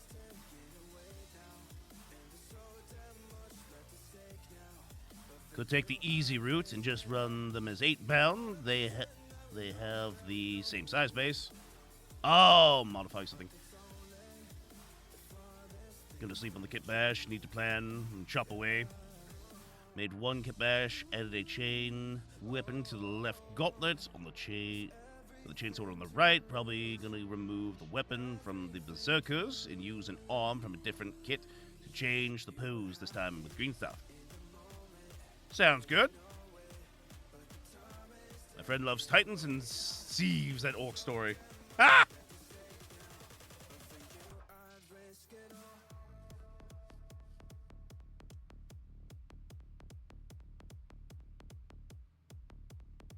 Again there, Jamie. In terms of pricing, it would be twice as expensive, but on the other hand, 2 Chaos Knights. You do you, bud. If you're wanting to go with the Chaos Knights instead of the Adeptus Custodes Super Dreadnought.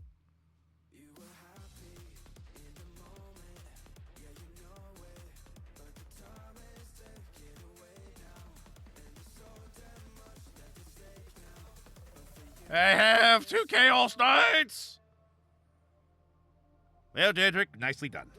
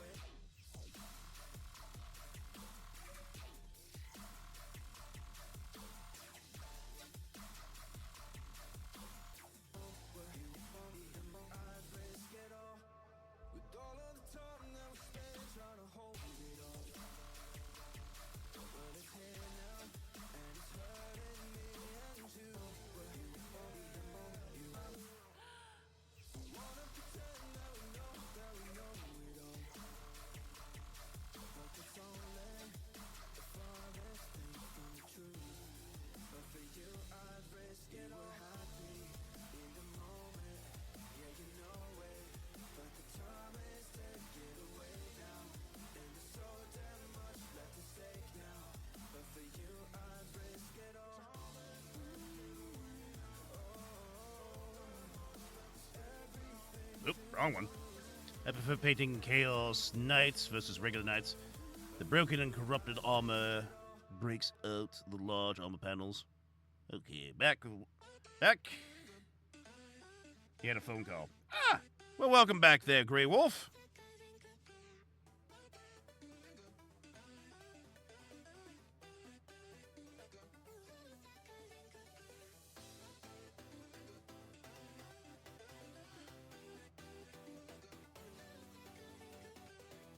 I'm working on a color scheme for the aforementioned Black Lions that are the enemies here for our Noctis horrors.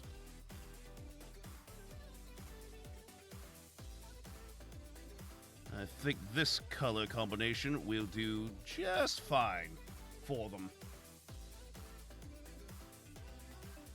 Especially in opposition to the color schemes of our fellow back there. Appreciate it, Wolf.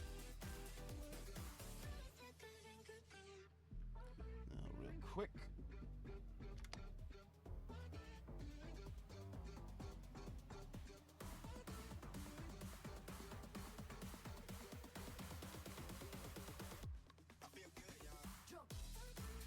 Going to add a little bit of Badlands Earth. No, Grill and Badlands, that's the one. I cropped them up good, Aldridge. Best way to make the break, having 2 nights is cool, but it's expensive. Try doing eBay. Yeah. No idea, but that's why I like listening to it. Also, it's royalty free, so even better.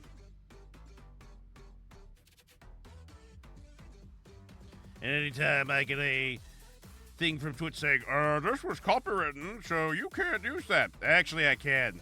It's in your stuff. Says I can. Fob.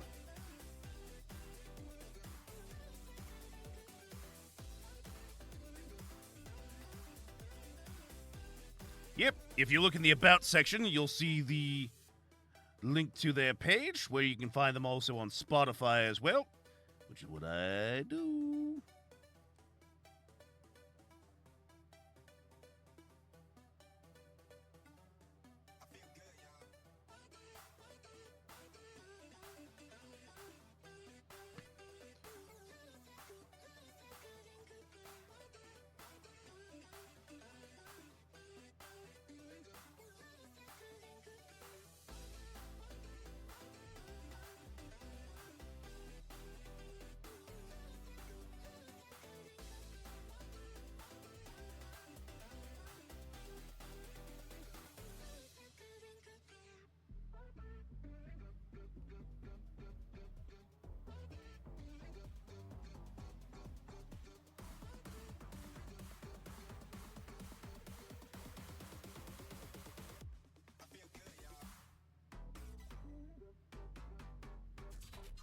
There we go. How does BGM work with Twitch streaming? You can't use actual songs, right? I've seen some streamers using songs, though, so how does that work? They don't leave them for replays. So, you know how there are VODs where you can go back, like, oh, I go back a day or two, see some VODs? So long as you don't have those VODs be brought back, the audio isn't muted to avoid copyrights issues. That's what Twitch has done around that. So for those that are playing stuff that is, like, copywritten by studios and such, all they have to do is just not repost that VOD, and they're fine. If they do, it's been muted. That was the thing I discovered. So if you want to play all the copywritten music and actual studio stuff, you can. It's just, it's only going to be that for the live performance. The moment it's done, it's gone. Unless you save that and then move it over to a different system that says, yeah, sure, go ahead, we don't care.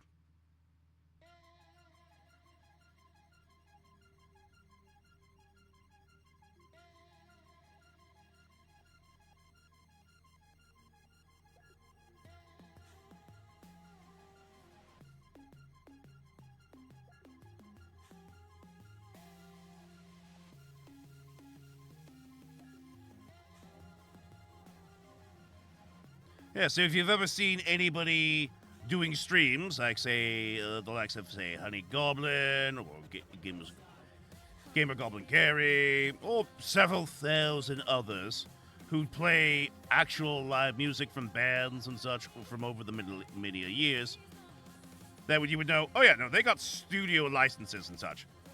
The reason why they don't have posted up VODs of that stream later on is because to avoid that whole copyright bit.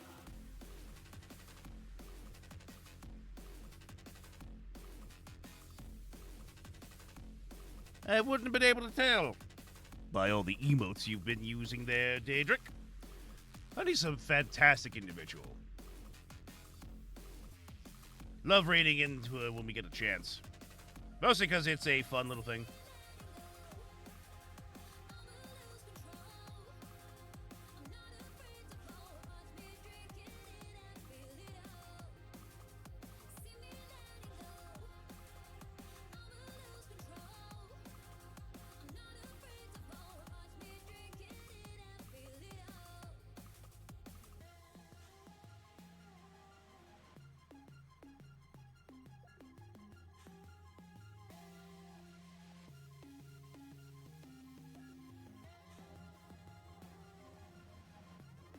There's that.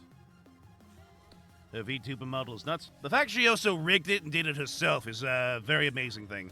And the fact that she's also gets paid to do other rigs as well.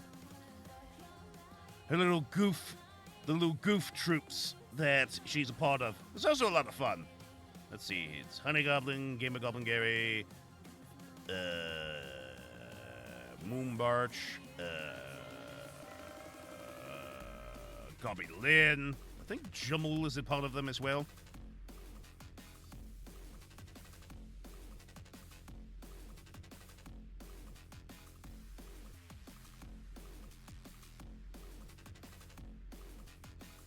Either way, she's a very talented artist, and yeah, we'll go with that.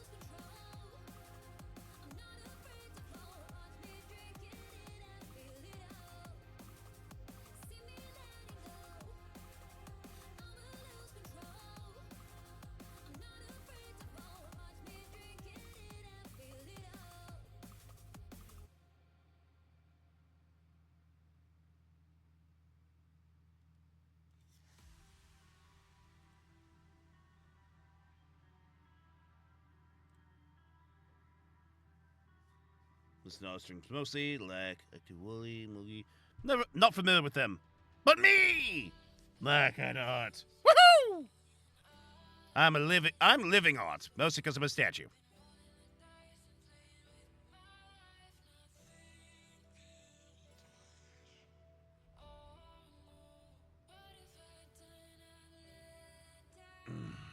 Oof. All right. Really quick. Gonna pull this off that one now.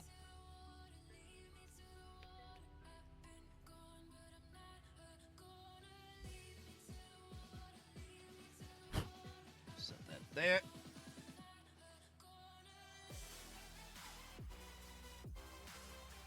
Let's go ahead and give the bass here a little love. For a bit of tone work here.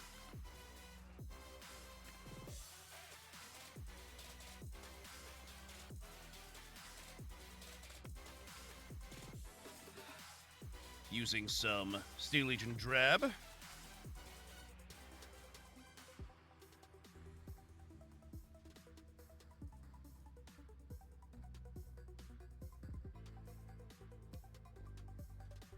Shouldn't.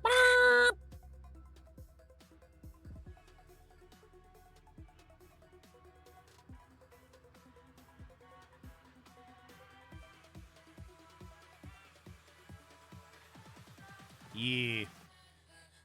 It is preferable not to do that, simply because you're trying to keep your focus here. However, it's always okay to acknowledge that there are other streamers that exist. Because, just because you don't find always one, you might find multiples, actually. So it's not a bad thing to have happen. It just don't do it all the time and try to promote another individual on your own stuff. Otherwise, it might bring about the end of things. Like the end of the stream, everyone! Yes, it is that time yet again. Nice. It is nicely timed that we did there. But yes, it is time to bring our stream here to a close today. And thank you for coming out, Port. We're going to be raiding on over into Red Claw's stream this time. Haven't raided in there for a little bit, and... Oh! Thought it'd be funny. So let's go ahead and get that started. So I shall be back later on this eve, or morn, depending on where you are. And we shall be working on Richard the Black Lion Heart. So, until that time, everyone, you take care of yourselves, stay safe, and remember, you can find the Kickstarter for these models here over at Kickstarter.com at Daka Store under their Millennium Wars Volume 1, Noctis Horrors versus Black Lions. I strongly recommend you take a look at them. And with that said, I wish you all the best.